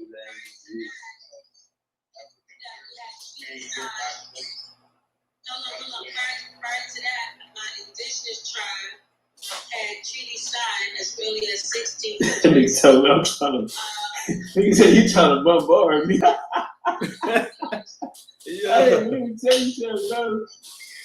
Hey, it's the most basic, fundamental.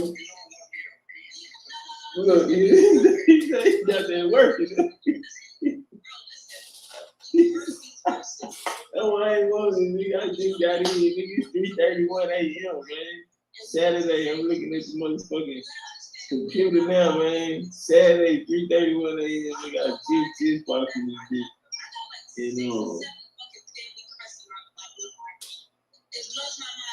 Yeah, man. That nigga say your motherfucking pedigree, nigga, is it lead to a trial, like it or not.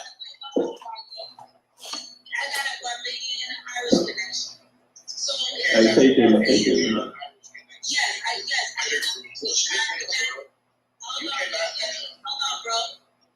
bro. It's still tying me back to the same damn point. So then what I'm asking is, for people like myself, who have an indigenous and a European connection, and we did not go through chattel slavery, where do we fit in your story? The indigenous people, their land was taken, right? And they're not even indigenous here to this country. They're really indigenous to Israel. And also Hebrews, people who were here before us. You got that young nigga fucked up. The 10 tribes coming over here. The only people who came here after that in 1619. That nigga say the tribes ain't even from America. They from Israel. The Haitians, the so-called African American, the West Indians, and the Haitians. Hey, brother, in the Apocrypha, in the second Esdras that you just pulled, and when you say that the 10 tribes came here, where did they go? Can you be a little bit more specific? What landmass in America did you say they came over here? So can you be a little more specific?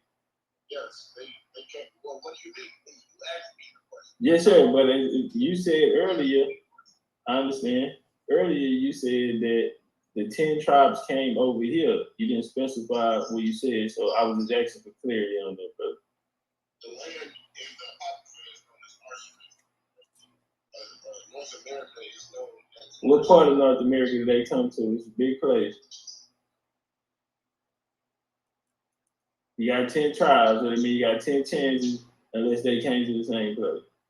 That make it a little easier for you. Hey. Look, the 10 tribes does not mean that they came to 10 places. Okay, watch this here, y'all. I set that nigga ass up. I ain't gonna lie. Cause he brought up the 10 tribes. So I said, okay, you pull second Esdras. First off, he didn't actually pull it. He just said that, but that's where it's coming from. So I jumped out there before him.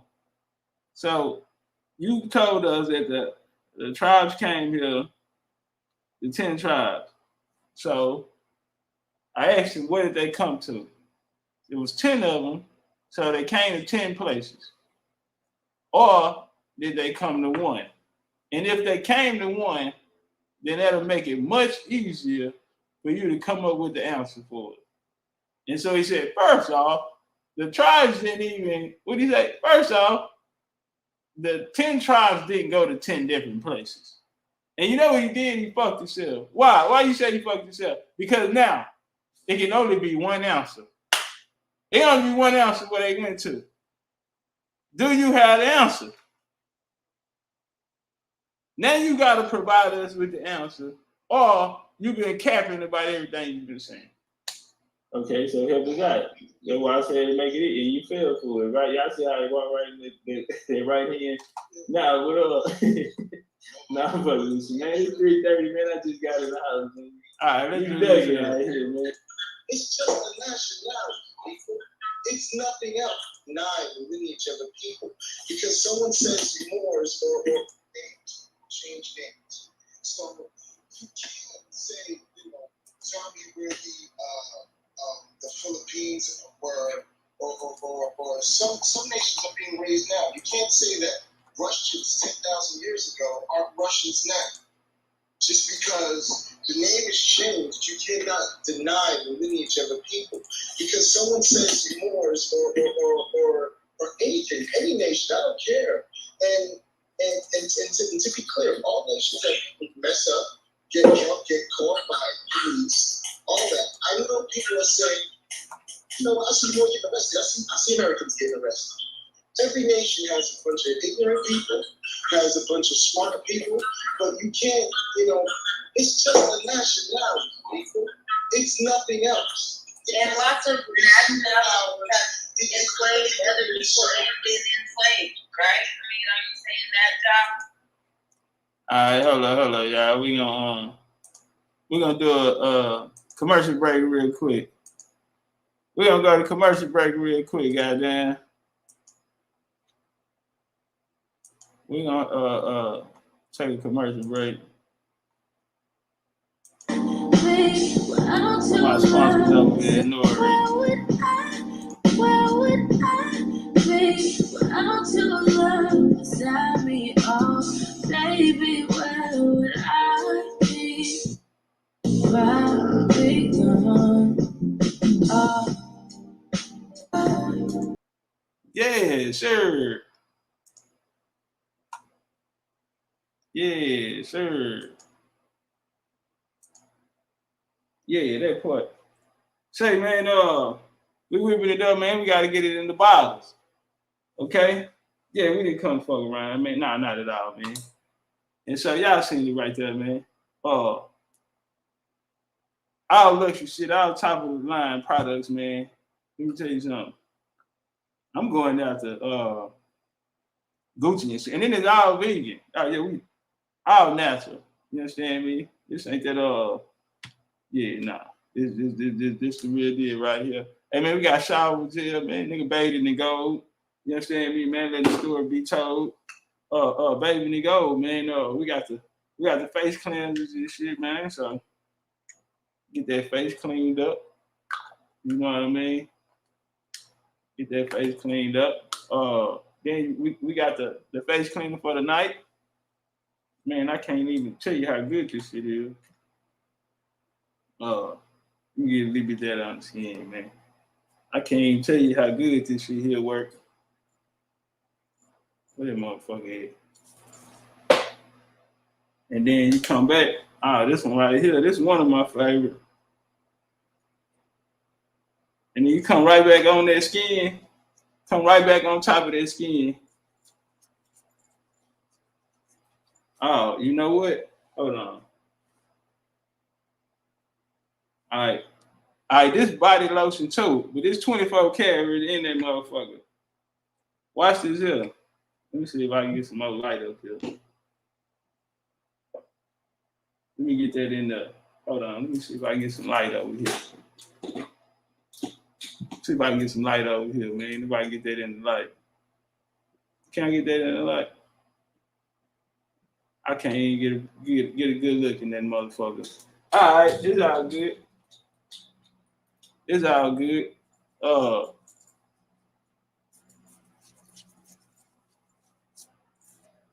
Let me get that bitch in there. Let me see if I can.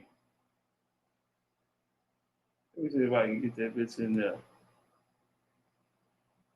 I can't get that bitch in there. It's all love. It smells so goddamn good though. Anyway, I got a bill. Damn, that's what I'm listening.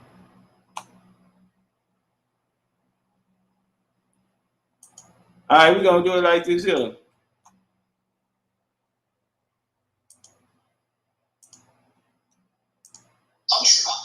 I'm saying that they came before Columbus was a very good source to tell you about Moorish history. If you read it, go read it. It's Ivan Van Sertima. Go read it. Yes, sir, brother. We're familiar with it. We're familiar with it. And You're familiar with it, or did you read it, or are you familiar? You cover that. I read it, brother. Can I open my book up here? You open your book up here. You open your book up over there. Have you traced your family lineage back to Moor? And if so, I've traced my family lineage. I've been in this room before, as you can see. That's why I know. I was here when he was made. We already had. I've seen you for 2 days. But you know what specific tribe your family's from? Other than a Moor, it's like saying black, it's a color. A tribe is like, It doesn't go back to Europe. Like, I saw that in my cousin's lineage, not my own. She's like there's a whole side of them. They all got the same last name, and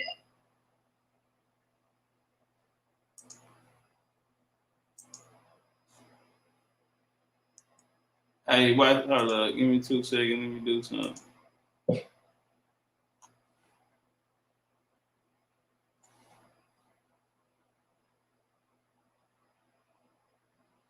All right.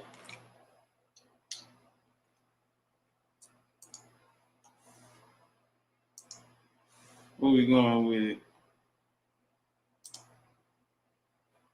Call that number, man, on the screen, goddamn, man. What y'all got?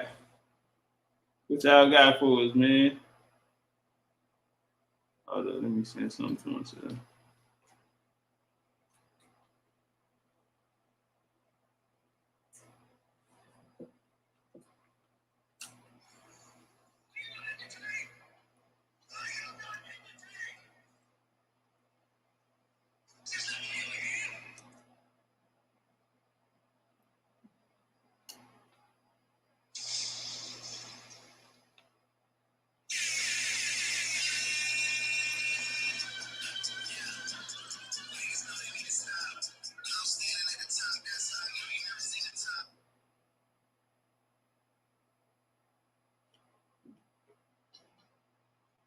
All right, hold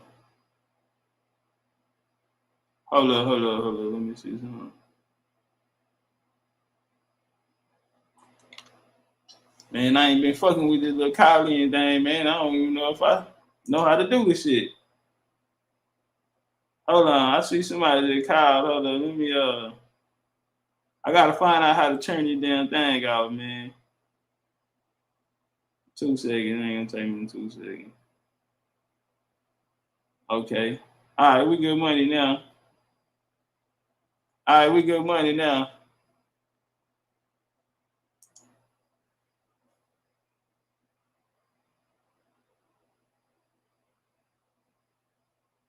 Hey, whoever that was, hey, the number's open, call in line open now. Man, that bitch back. I think I turned that thing off. See. All right, South Carolina, like South Carolina, we calling in, goddamn. In a real way. Let me check this out.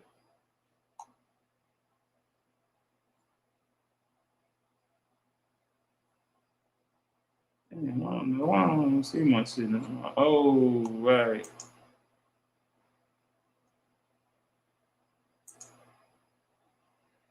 All right. Man, I got a little treat for y'all.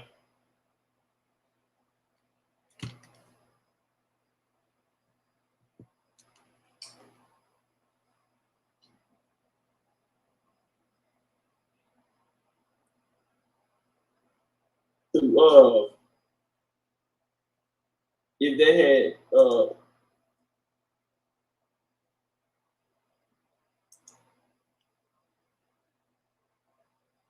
yo. To accept, press 1. To send a voicemail, press 2. To accept, press 1. To send a voicemail. Might tell me, say, what's up with it? What's up with it? Who on the line? Where you from? South Carolina, man. From nigga, yeah, bro. All right, turn it what time. Hey, let people know your name. Oh, you calling in. Oh, damn, nigga, I ain't never heard your voice, nigga. All right, turn up. What's up? What you got?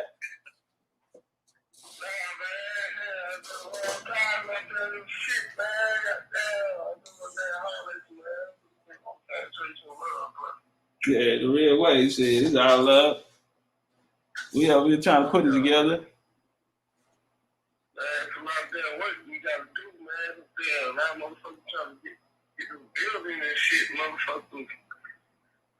I'm fighting my own family trying to explain to them. My brother, my big brother, when they taught me everything I knew, he taught me in the 80s. He on track. This dude, my sister, and yeah, like they don't even know what we talking about. This shit be killing me, bro. Yeah, we could on the damn knowledge. We just ain't just speaking though, man. That's why I love what y'all doing this shit. Yeah, in a real way, man. It's a journey. And you know me, I'm a country motherfucker, man. I'm still in my people's land. I don't even know what everybody else talking about. I'm on my people's land. I'm still doing my shit. You know what I'm saying? Yeah. Cow, goats, and shit. Hey, Red, you know how long y'all people had that land out there? I said, you know how long y'all had that land out there? I don't even know. I just knew ever since I was a kid, we had that land. I've been working it, bro. I don't even know how long. I ain't asked my pops. Yeah. I need to go ahead and do the records on it. But I know my cousin. My cousin, he had his family had 150 acres. And Lake Greenwood. Now he only got 6 acres. They flooded his people's land, creating that lake. So a lot of our people's land is underwater. Yeah. I thought that shit out like so big. He said, yeah, 150 acres, man. We only got 6 acres left now. So we working on this shit, bro. We gotta get our shit back, man. Fuck all that bullshit. Yeah, nah, like motherfucker. We gotta be making the right steps though. You know what I mean? Yeah, we gotta take the right steps, man. This shit, you know, a lot of this shit got a nigga in a lot of land around this hoe.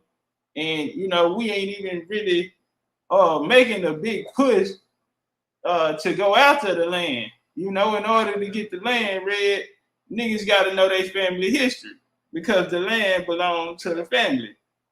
And so a nigga gonna have to know some family history around that hoe in order to know that they have some land that belong to them.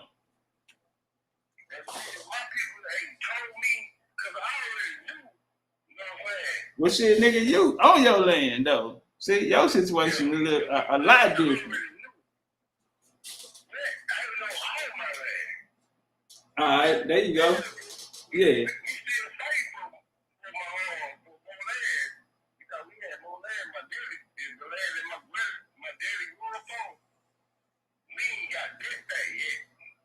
Okay. So we still working on that shit. But I'm gonna tell you something, man. It's a lot of these black folks for the time, you know what I'm talking about when I say black folks. I don't want everybody be talking about white saying black.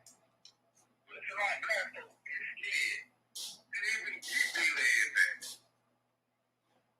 And this is the biggest hero I'm fighting right now. Right. Everybody was, it is right, man. We don't want to make no trouble and all this shit. I had make trouble. Shit. I got your back. But most of these cats, man, they're so scared. They don't even live. You know anything. It's crazy to me. No, I agree. You know, it ain't cool right now. You know what I'm saying? This ain't something everybody's talking about. You know, a lot of niggas trying to validate a point of scholarship. You know, looked at it as some type of scholar instead of finding their family history. You know what I mean? It's more about the information shit. You know, being right about an ideology, more so than, you know, this is where the real fight is. And, you know, Shan made a good point. She said a lot of niggas accepting the easy way out because they don't want to really go look for their family.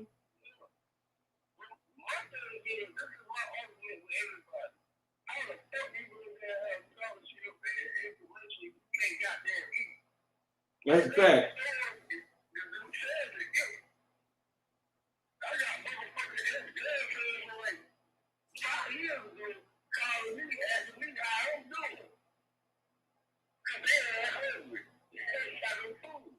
And they know you tricking. They know you tricking.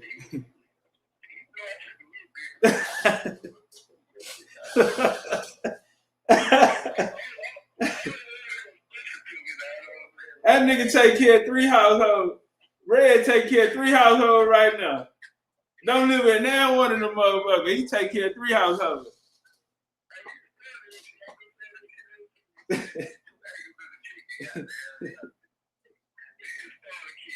Like a motherfucker. You gotta understand.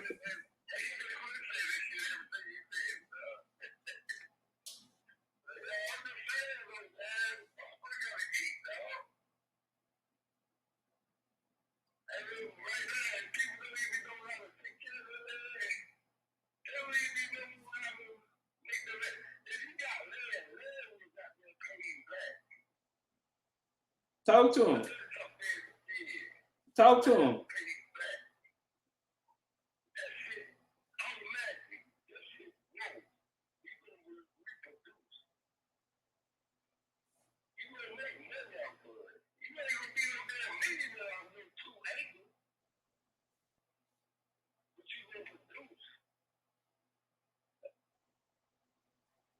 Amen.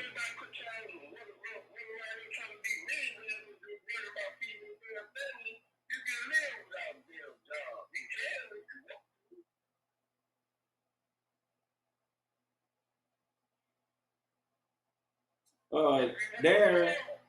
Hey, Darren.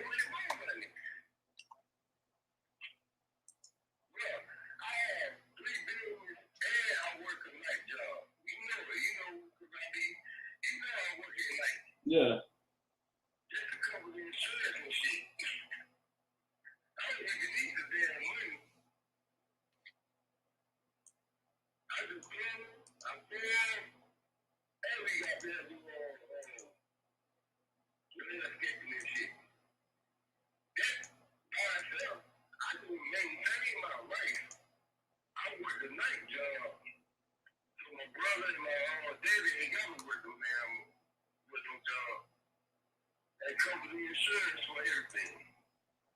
Hey, hold up right quick, Rick. Hold up right quick. Hold up right quick. Hey, y'all can't hear? Hey, y'all can't hear him? Damn. I'm sitting here. I done had a whole conversation with this nigga for 10 minutes. Man, they can't even hear you, Rick. That was a good ass build, and I'm thinking we going in. Oh man, you know what? That's the soundboard. Hey, say something now. Hey, can y'all hear him now? Damn. Say it again. Yeah. Hey, I tell you what. Hey, y'all hit the link in the chat. I just put the link in the chat. I put a link in the chat, man. Y'all just come up on the link or something. All right. Man, if any one of y'all know how to work this shit, bro, I don't even be practicing or nothing. But I got the little soundboard and shit, man, the preamps and all that kind of shit. I still need all that hooked up, man. I need my visuals and shit in the back. I need to get all that shit there live. Yeah, man, whoever know how to do that shit, man, y'all need to hit me up. Hit me up, man, and give me some game on how to put this shit together, man, so I can put the visuals there. And hey, don't forget, man, I got 3 bills dropping on VCU, lectures, PowerPoints dropping on VCU too. Carl say he heard him. Shit, Carl got some good ears, goddamn. Carl heard him. I'm trying to figure out how y'all niggas ass ain't him. Carl heard him, man.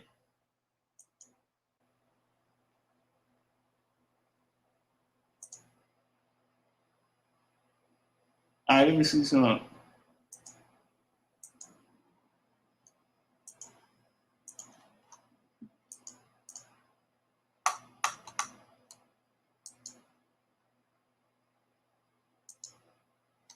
I'm just gonna start off and say, man, I just ask niggas not to. Hey, bring Jason. Oh no, back that bitch up. John Campbell, if not any John came out and John said, might we not bring over Africa to England? Educate her. When some through grace and gospel might be converted and sent back to Africa. If not any converted, yet they might help to spread civilization so all would not be lost. John Campbell said that, man, 1796. They say, bring over these niggas from Africa and we're going to teach them up. Man, that's very relevant with today.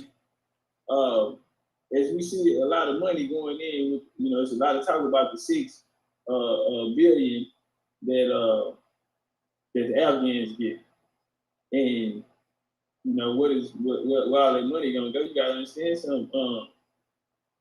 You know, they are letting off a lot of high skilled people. Okay. High skilled labor. Sister Brenda say use and then, you know, OBS. I'm gonna have to check that out. You know, they say, well, I mean, they letting off all them people. If everybody say, Okay, they just ain't gonna go, then they probably have to listen. Well, these people are brilliant. They thought about that. And they say, well, shit, you know, they bringing in the Afghans, they bringing in these Africans and these Haitians, but they saying Haitians. And they saying that for a reason, because they don't need niggas to be threatened. Well, you look on the paper, you got Cameroon and Nigerians. Cameroon, you got Nigerians. Now, these people are not, you know, for the most part, uneducated. See, you coming from places where this system has been putting money and training these people. Yeah, you have programs for this.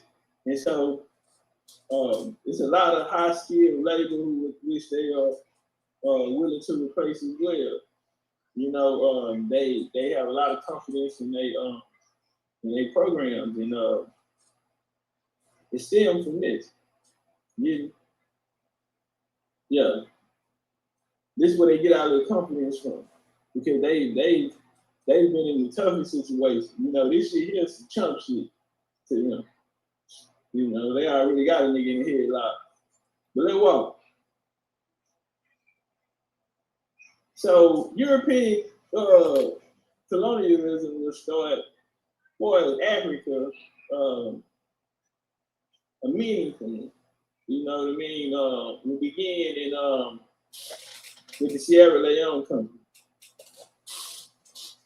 By 1780s, well, in 1786 in London, a committee composed chiefly of businessmen published an appeal to relieve those black poor. The impetus in Grayville Sharp, a radical champion to be oppressed, who had sponsored James Shump's case, the number of people receiving charity soon increased beyond the committee expectations. However, they decided to approach the government. Sharp obtained a grant from the British Treasury, which enabled him in 1787 to send over 400 settlers, black and white, to a new colony in Sierra Leone, which he called the Providence of Freedom. True to Sharp principles, the new colony was to be entirely self-government, a settlement of sturdy yeomen, but the crops and livestock were found unsustainable. Okay, let me run it back. But and so they're gonna go build this new colony, huh? But oh yeah, one more thing about it too. Crops and livestock, that shit unsuitable, my nigga. The settlement was attacked by the local Temne rulers as well as by white slave traders, and it fell within 4 years. But many survivors took refuge in the adjacent slave factory on Bosch Island. Meanwhile, the evangelist left wing of the Church of England were discussing how to best civilize the known parts of Africa and India with European culture and Christianity. They usually met a conservative MP and banker, Henry Thornton, in house of the Clapham Common. Now, we gonna be in the Clap. We gonna be there a few times. I want y'all to circle there too. So we got my boy Thornton. Among them was William Wilberforce, and they engaged in the slave trade. These clampmen, evangelists, and saints made the Sierra Leone venture the symbol of abolition. Hey, it's kind of blurry. Do what I'm gonna do, right? The Sierra Leone to run a settlement there, the new company passed over Sharp to elect Henry Thornton as the chairman. That's what I'm gonna do. All right. And so they went over, they built up Sierra Leone, man. This comes from John Clark from the Sierra Leone Company. I mean, it's coming out the International Journal of African Historical Studies. Do what I'm gonna do, right? Coming out of Volume 2.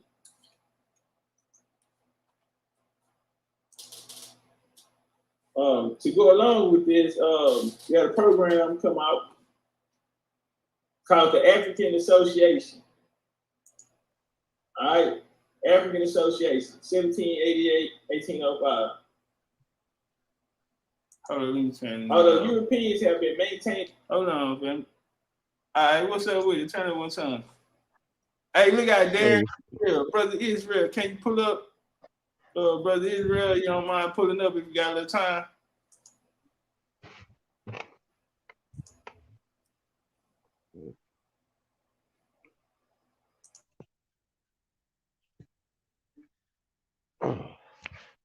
Hey, what's up, bro? What's up, Top Cat?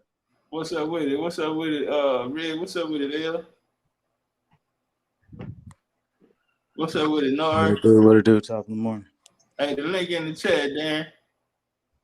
Darren said he ready to go federal on these niggas. What's up? What's y'all got? Turn it one time. Hey, what Warrior King? Tell Warrior King pull up, man.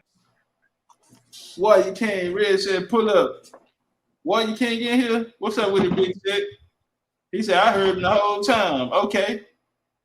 See, Carl and Big Six said they heard. Okay, Warrior King up there. He dropped it too. I guess he couldn't hear. Pull up, Warrior King. You got the time. And I got the South Carolina country accent, so motherfuckers probably understand what the fuck I was saying. They thought they were damn the Sentinel and shit.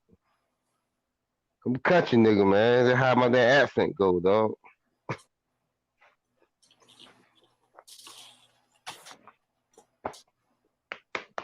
Yeah. What's up with it, Ed? What you got for it? Carl, pull up real quick. Carl McCulley, what you got for it? Come pull up on him. He say, I wonder why they named it Sierra Leone. mountain lions or lions on the mountains. Pull up on the car. Come break that down. You can't say he here. Hey, pull up. Red wants to holler at you. Well, there you go right there, Red. What's up, bro? You in here? Nah, he ain't in here. I guess tell him you want to holler at him. Tell him come up. You gotta let him know. Nah, I just told him to pull up, man. You know what I'm saying? Yeah. No, I ain't trying to call him. Hey, hold on. I ain't trying to call him out or nothing like that, man. I just want to show some love to the bro. I just want to show some love to the bro. That's all. That's all love. What my nigga, what's calling man? Carl. That's what I was looking for. Carl and Israel. He was looking for Carl. What it do though? I want him to break that shit every day on down.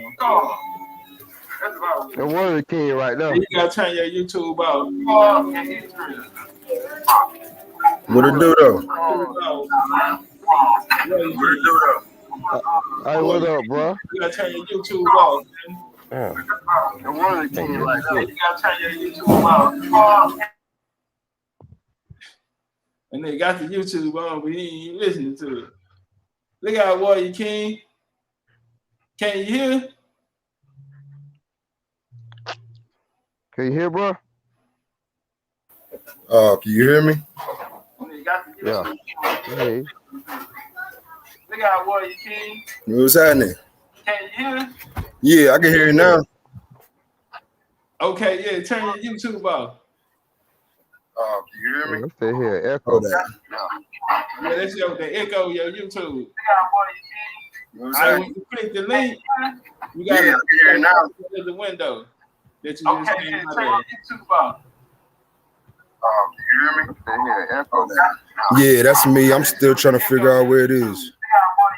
Open that other window that you just came out of. You gotta hear now. The window. You see it? You was just in YouTube.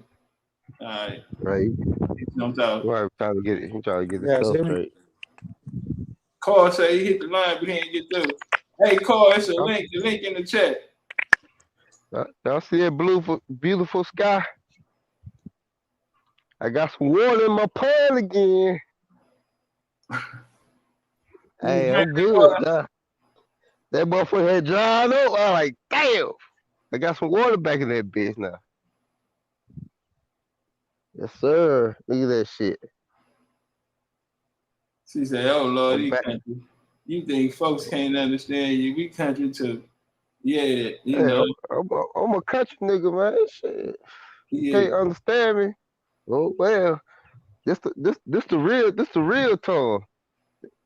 Your white folk tongue, y'all trying to understand.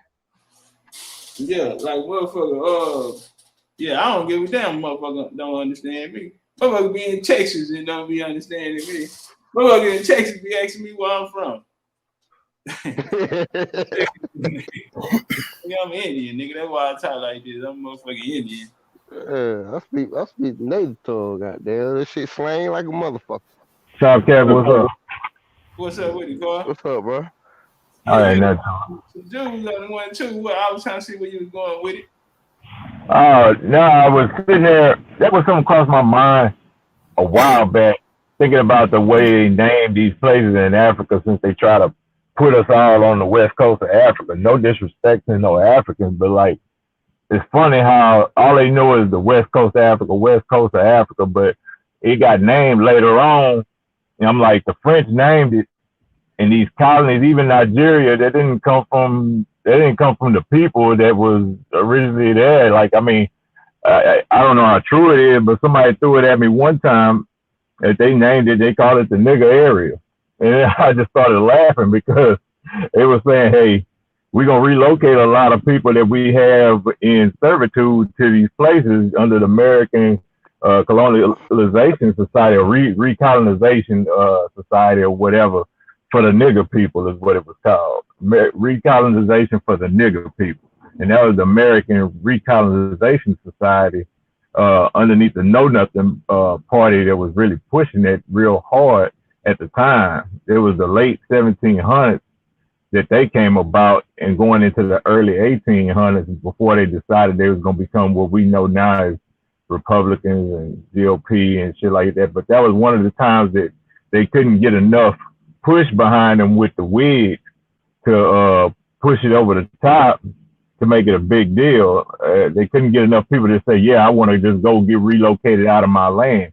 So they used missionaries who looked like us that may or may not been our people to coerce kind of those who had adopted the faith to go across seas, because Sierra Leone was basically a slave plantation. It didn't have a prior name before Sierra Leone until colonization was established by the French and purchase of the area called Nigeria by the Americans.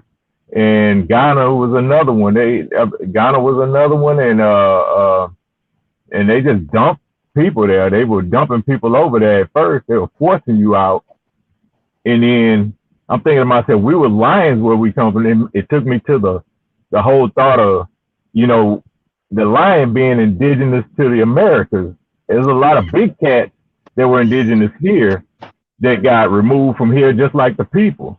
So it wasn't just people, it was also animals. And if we were lions where we were from, and from a spiritual aspect, if you want to say we're Israelites, if you want to say that, and you want to say we're Judah, that's a lion. Okay, well, this is where they started dumping those lions over here. These are the baddest some bitches that was on this land. We started pushing them over there. Okay, that is a low mountain range over there, and a Sierra is a mountain. So Leon is lion.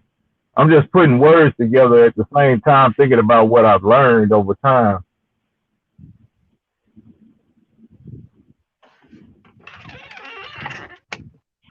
Anybody got something on that? Anybody else got something on that?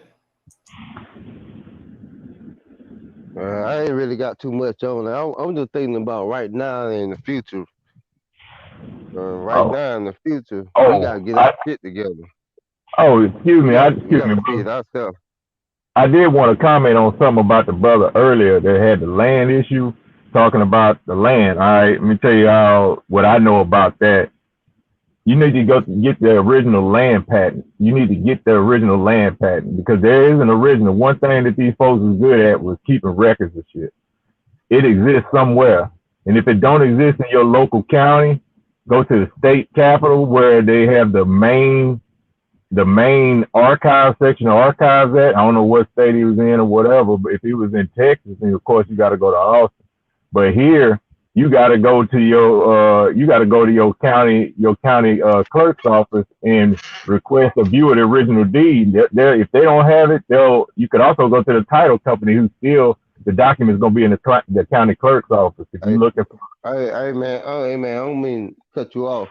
Was you talking to me about that? Were you the brother that was talking about the land?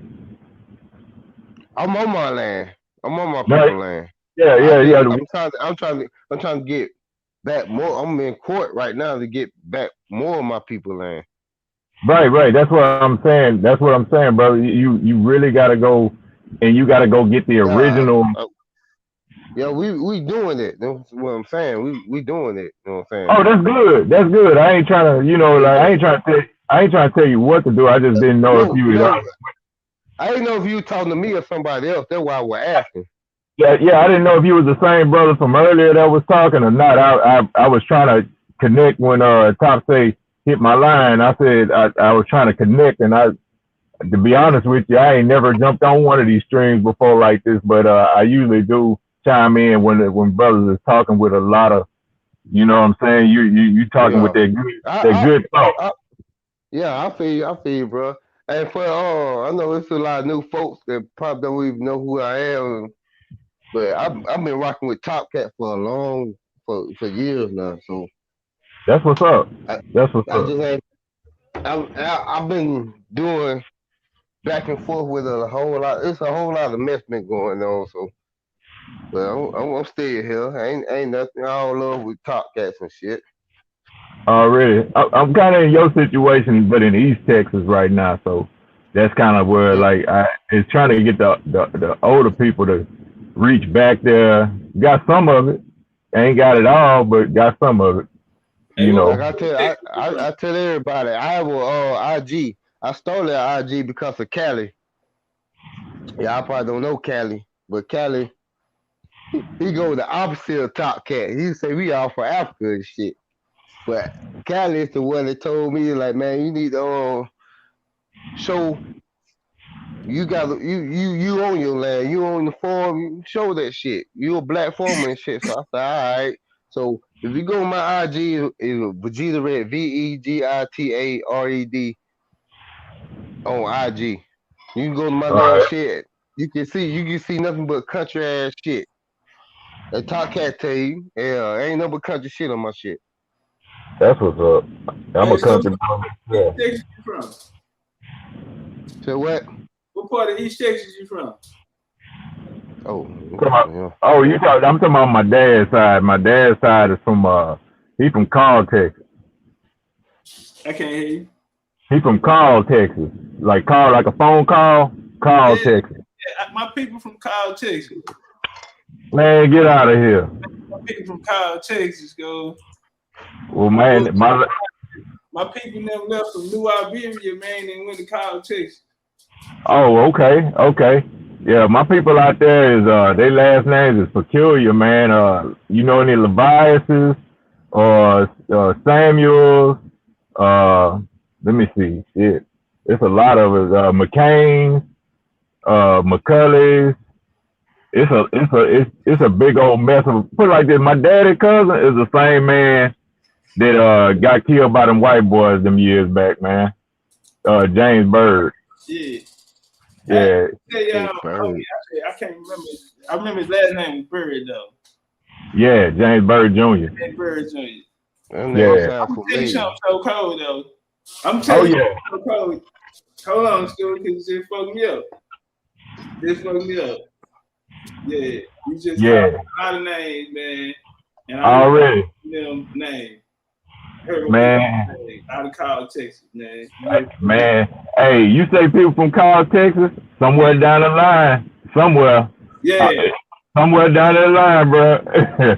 Hey, I'm gonna tell you something, man. I had met a female in Beaumont Mall, and we was talking, and I say, my people them out of Kyle, Texas, and she dropped the phone. So she told us, she said, "Hey, man, we can't talk. We're cousins." You can't talk.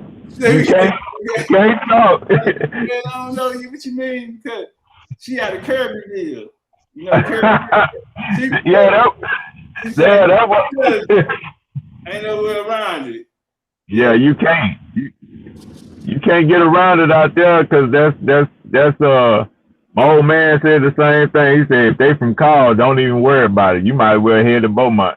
That's it. Because even if you go as far as that Bonware, start going toward Jasper and all that. Man, Palmer's, all them people right there, man. You start, man. The people get taller. Man, they red. I'm talking about, man. So, man. Oh yeah. She was red too. She was red.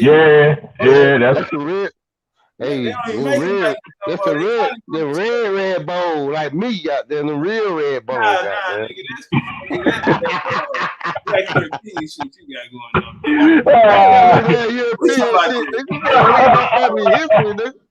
Yeah. So, Megan,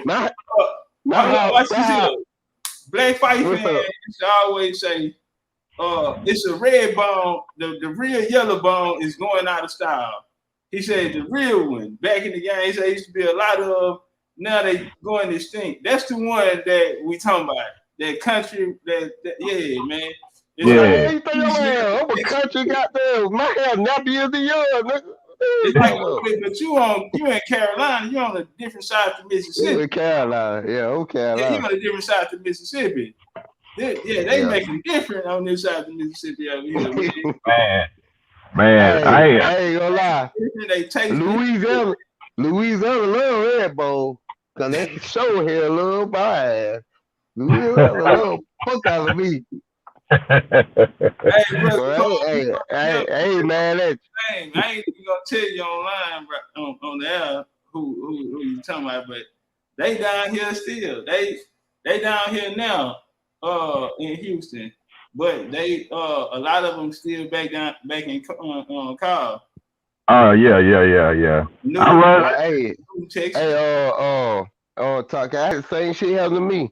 I was sitting there talking to the girl, Redbone. She was Redbone too. I don't even like Redbone. She was fine as hell. Goddamn, I told her who my sister was. That motherfucker dropped the phone. Dropped the phone. Said we can't talk. Say, all right, we talking about we cousins. Next goddamn week, she had my sister goddamn cookout. I said, look at this shit here. Yeah, Man. what red motherfucker gonna do with each other? Yeah, I had that. We had a family get together. This is shit back in like 2000, man. I was at. Matter of fact, I'm gonna tell you where I was at. I was at Coco Loco. That's how old that. That was in 2000. I ran into this broad, man, and I was talking to her, man, and talking real good too. Everything going smooth, you know, like it's supposed to. Boom!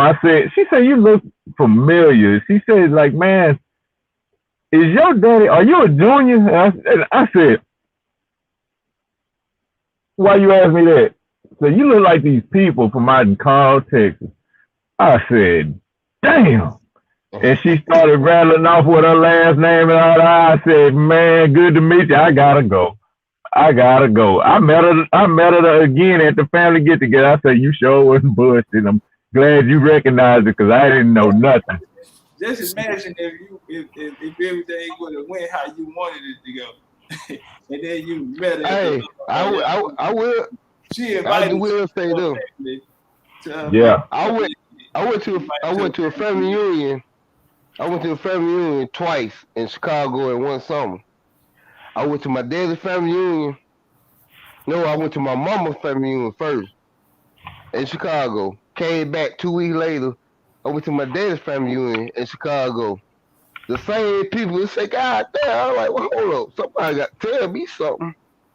Yeah. A whole lot of my people had went up to Chicago and Philly. So ever since then, Chicago like my second home, man. I used to go up there all the damn time. Man, that's why I got on this genealogy stuff because up here, man, I done ran into that 3 times in a row. That's what I think. Look, I done found me a old chocolate, thick, little athletic girl just like I like it. She saw my name with the caller ID, was like, yeah, we can't talk. I'm like, I don't know, no Franklins. That's the one thing them people did right. That's the one thing they did right. Is hey man, you might have put us all over the world, but man, hey, you the one wrote it down. You the one wrote it down. When she wrote it down and we found what you wrote, oh man, that's all she wrote. Hey, my dad told me when I was growing up as a kid. He said, all right now, boy, don't ask too many questions. Shit. Don't ask too many questions, man. Yeah. Shut the fuck up. My grandma cut that shit short. She say all of them kin to you. All of them. My granddad don't speak, you know what I'm saying? Come to find out, I was talking to his sister's granddaughter. I'm like, come on now, man. Mm-hmm. This is no lie. My closest road dog. I love this cat like my brother. He ended up moving to Detroit. My grandma came to see me, Seals. Looked at him, looked at me, and she said, you know who that is? I'm like, yeah, that's my homeboy. He said, no, that's your cousin. We had been hanging for years. That's cool. Never knew we were cousins. That's cool. My bad. What you saying, Carl? Nah, she just looked at him. She looked at him one time and knew it. My bad. Hold up. Time out, nigga. What you saying, Carl? Nah, that's cool because that honestly, man, you know, that's the one thing the elders really had, and I find myself sometimes. I guess sometimes it hits me too. I can look at a person, and if I look at them just about right, the light might hit them a certain way, and it ain't no bullshit. But sometimes you do recognize your family right off, and then other times it's just the people you could tell like you've been around with, and y'all got a similar energy that like, you pick up on. Yeah. Like soul recognition, what they call it. Yeah. We say now we be like real recognize real, but what's really real is it's real. You know what I mean? It's just that's just how deep it can go. Like you roll your road dog could be your family, and you don't even know it. He's family to you, but you don't know how deep of a family he is to you or she is to you until you run into somebody who know you. They know your blood. They know when you see it in your face. They can tell. They can tell by the way you walk. Man, you such and such kid or some kind of kin to them. There you go. Yeah, that's how it is every time. And it's all the country. All the country people know for real. Oh, yeah. That's why I say talk at Ken and Tila. Oh yeah. That's what that's right there. Talk at remind me of Tila though, for real. You remind me of Tila. Yeah, take it, guy. Shout out to Tila, goddamn. Hey, I love some Tila, man. I got all this shit, man. That motherfucker got their flow with it. Yeah. Right quick, let's see what's up with it. L, we got L on the panel too. What you got for us? No, I was just tapping in because you were talking about the Israelite thing earlier, and I just ordered this book the other day. That was it's called the.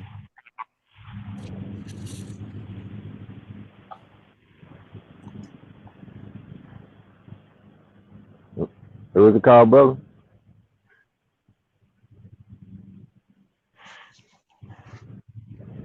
Oh, you good, bro. You ain't gotta be shy. Speak.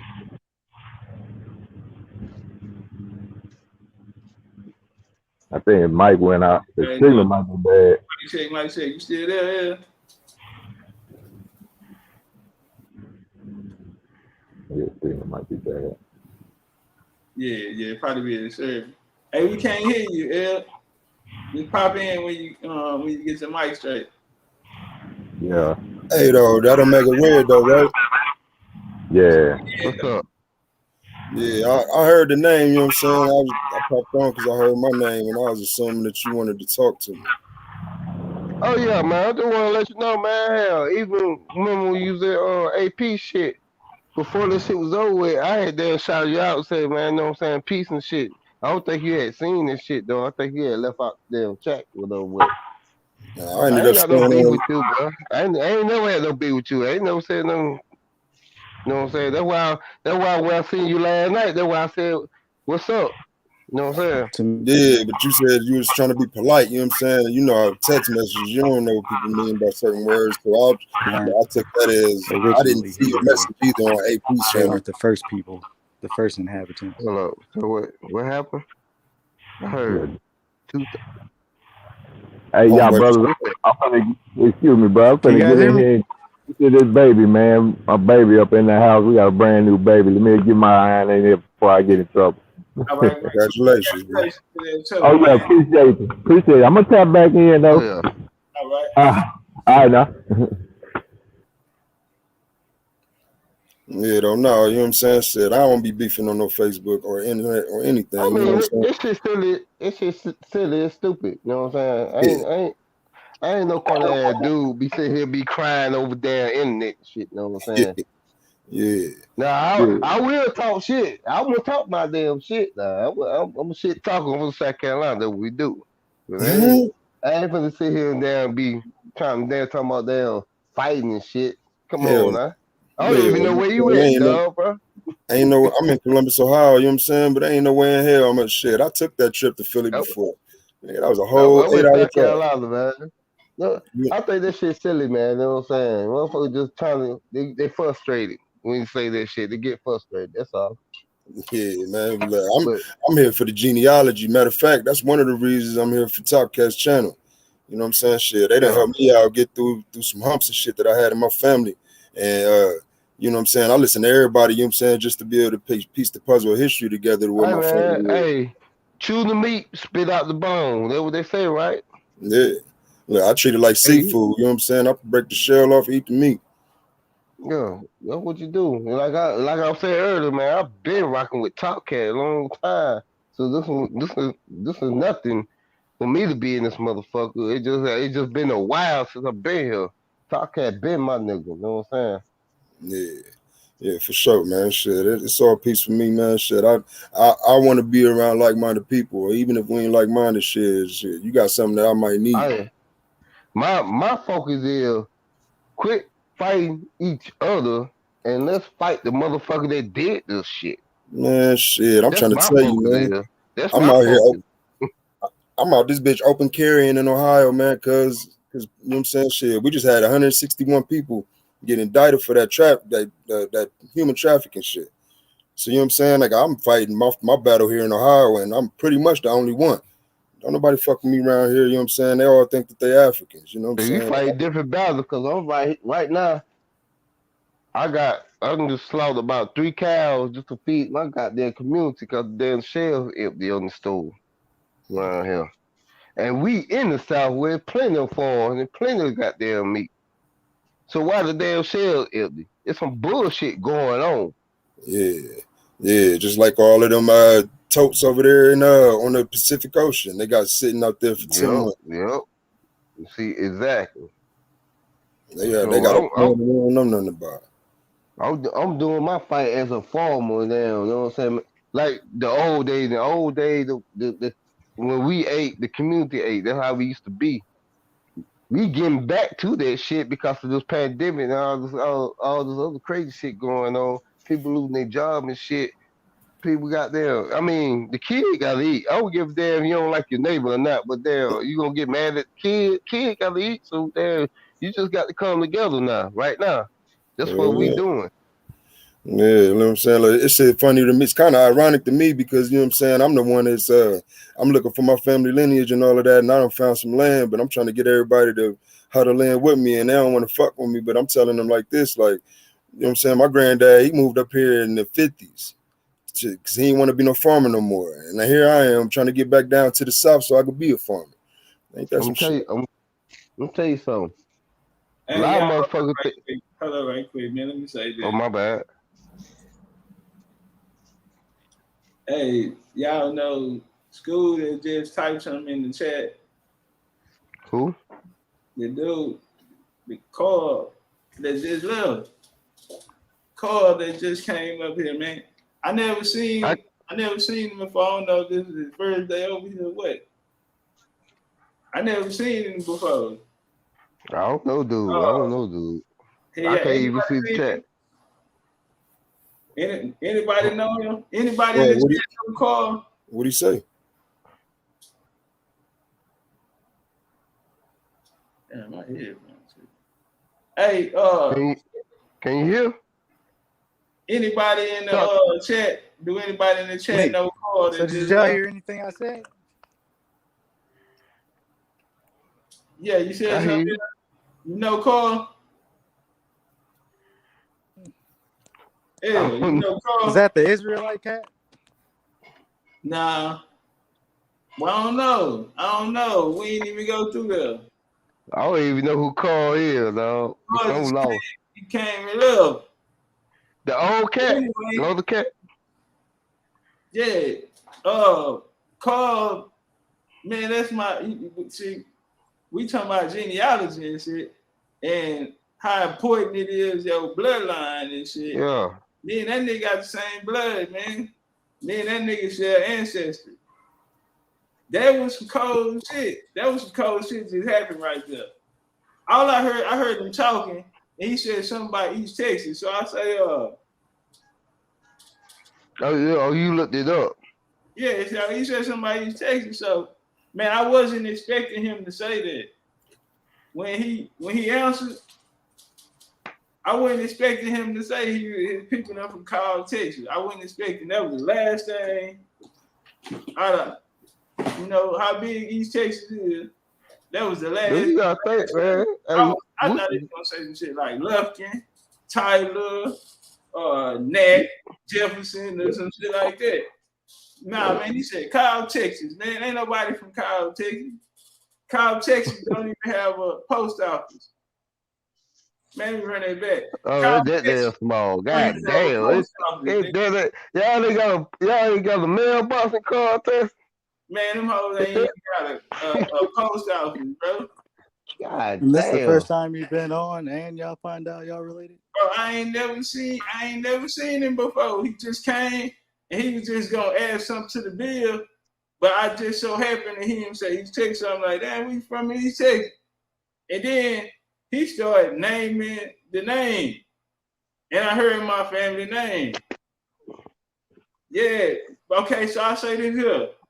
That part of the family who he named, they're my cousins. And when I say my cousins, they my mama cousins.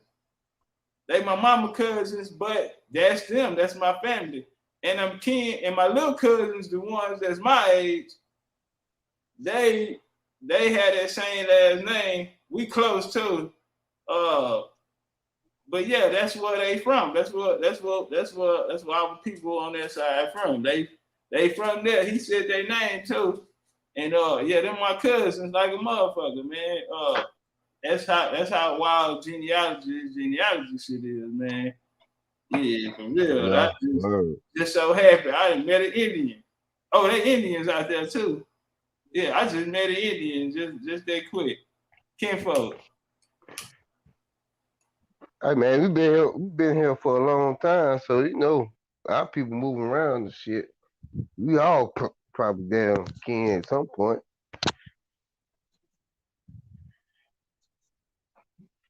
Shit, I've been on that mission right now, messing around. I done found my third, fourth great grandparents that went through their uncles and aunts and shit, you know what I'm saying? Kind of find out half of them do live in Columbus with me. I've been going to school with half of them. They didn't even know it. You muted, my G.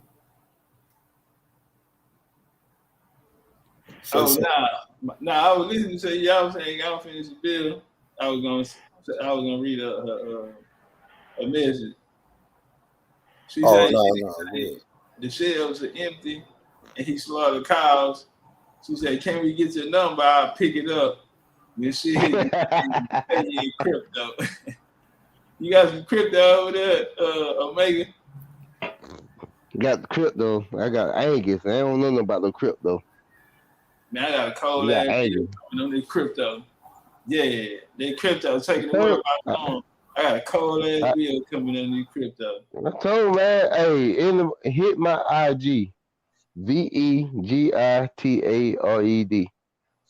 Say it again. You'll see what I'm working with. Huh? Say it again so she can go look for you. VEGITARED.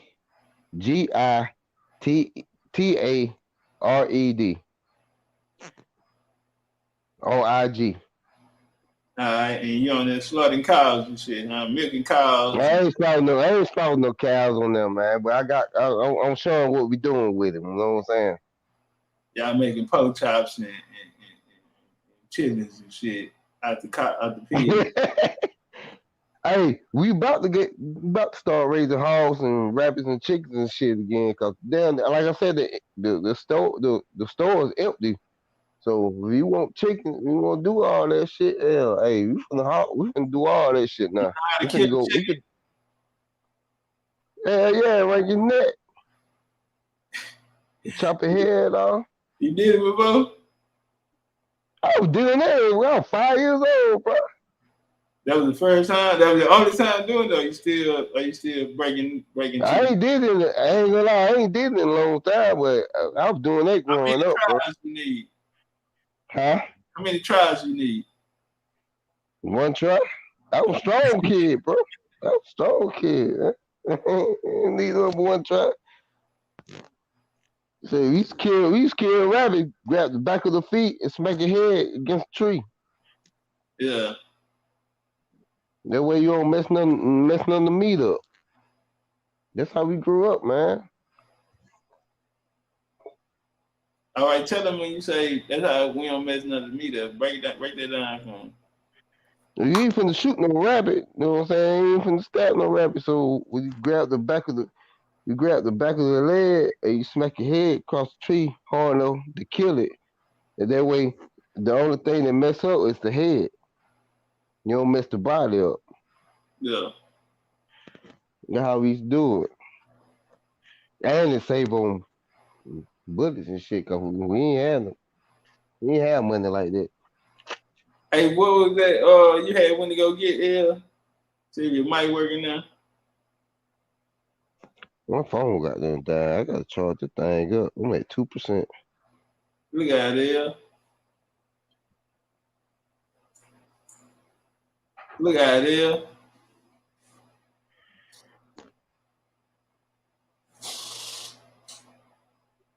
I think it's Shit, his mic. I ain't had much to say neither, man. Shit, I want to show love, break bread if I could. You know what I'm saying? I think it's my fault cause I want to talk to Warrior King, let him know it wasn't no anything between us and shit.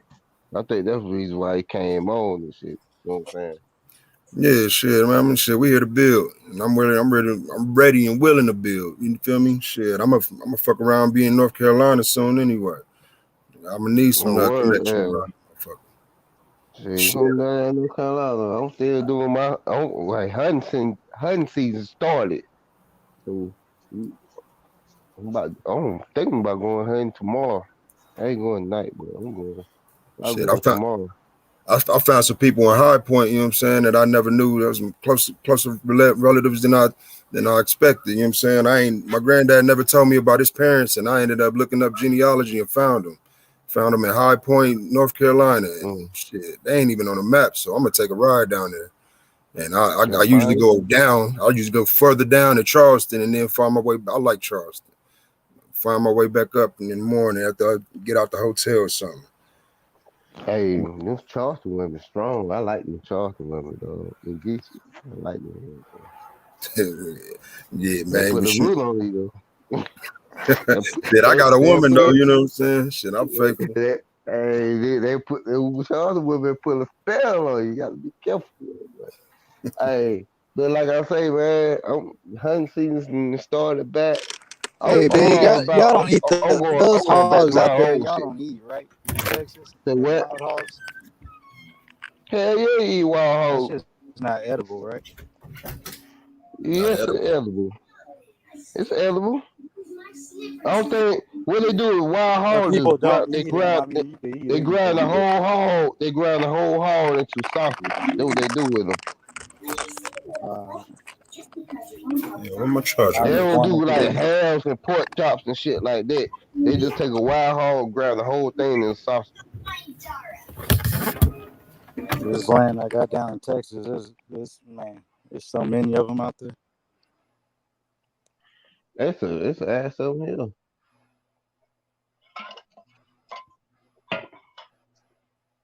I'm gonna do some night hunting for them.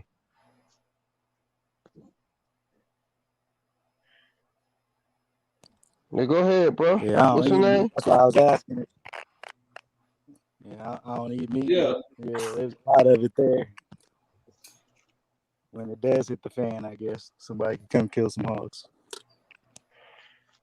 Oh yeah, if you don't eat meat here, you still can kill some hogs and sell it. Shit. White folk will eat their own kind. Yeah, somebody's talking about when they go down, coming to get some cows or whatever. I bought some cows before the freeze, some red Angus beef. They had babies during the freeze, had 3 babies, so Yeah. 6 of them now. But yeah, we just had 3 of them. hard. One of them died. Yeah, cows don't care about goddamn weather here. They drop them anytime. If they're pregnant, they'll drop. Hey, I'm about to play this lecture, man. I'm about to play this lecture.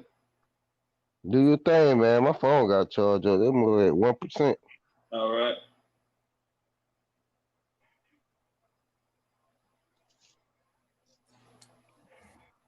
I used all my battery on Pornhub, I guess. This guy.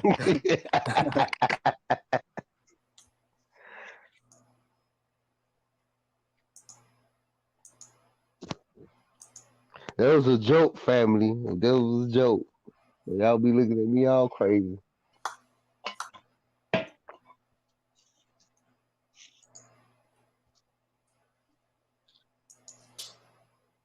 in context with the west coast of Africa, ever since the Portuguese explorations of the 15th century, they remained for over 300 years ignorant of the interior of the coastal areas. Okay, let me run that back. See, they talk all this shit, but that, you know, European had no idea what the hell was going on over there. So they killed the 400 years shit right there. How you colonizing some shit? And for the most part, you ain't even, you know what I mean? So they walk. Nothing illustrates this ignorance more than convincingly than the fact that they did not know until 1830. Until 1830, that the oil rivers in which they had been trading since the end of the 15th century formed collectively the outlet of the Niger. Indeed, even as late as 1758, the annual registry noted that the Niger rises in East Africa and about 3,000 miles west divides into three branches: Senegal, the Gambia, and the Rio Grande. The systematic attempt made to unveil the hinterlands of the West Coast to the world has not begun until 1788, when the association, the promotion of the discovery of the interior parts of Africa, was inaugurated. What then was the association? Why was it formed and why? All right, so they put together this program to go into discover the interior parts of Africa. That was in 1788, man. You get the African Association.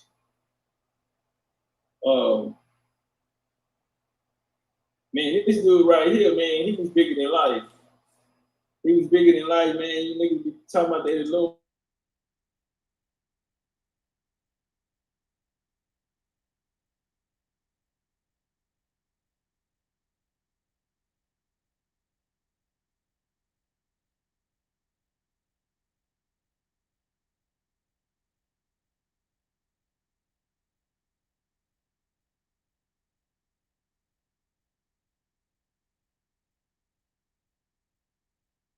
Gross subject of anxiety in the present hour, it was a great and noble thought of induced minds to lay aside for a moment and to concentrate their attention upon one general paramount interest to the human race.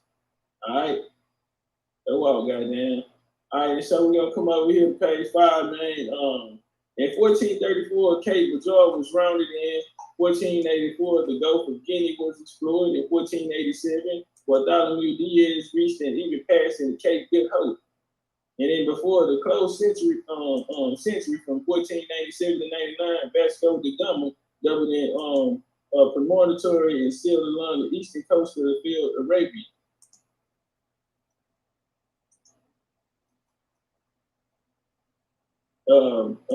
In 15.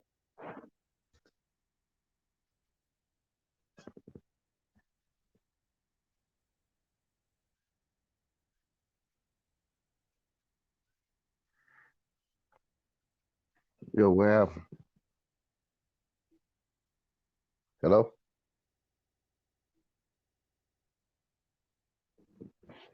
Hey, Dad?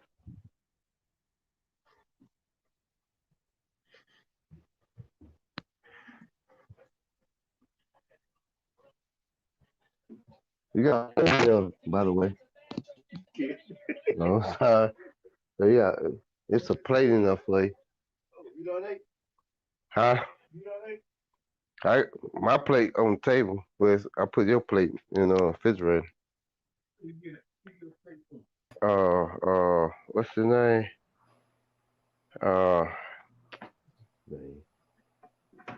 Oh shit! Yeah, man. I used to ride to work with. End up kicking me up out of here. Hey, we finna go and get up out of here, his man. wife was our cousin. We finna go and get up out of here, man. I want to appreciate everybody. No, he did. He didn't love. Appreciate all the love and the cash. He left for him. Y'all be cool. Like y'all be cool. Enjoy the rest of y'all weekend, man. Come take us out over there at VCU, man. We got 3 bills coming up. Got 3 bills coming up this week, man. They're not gonna be live. They're gonna be PowerPoint. Right, so y'all can go catch them over there this week, man. Appreciate everybody pulling up, man. I'm gone. Renzo, I'm finna come get a 3 for 10, nigga. I'm on the way.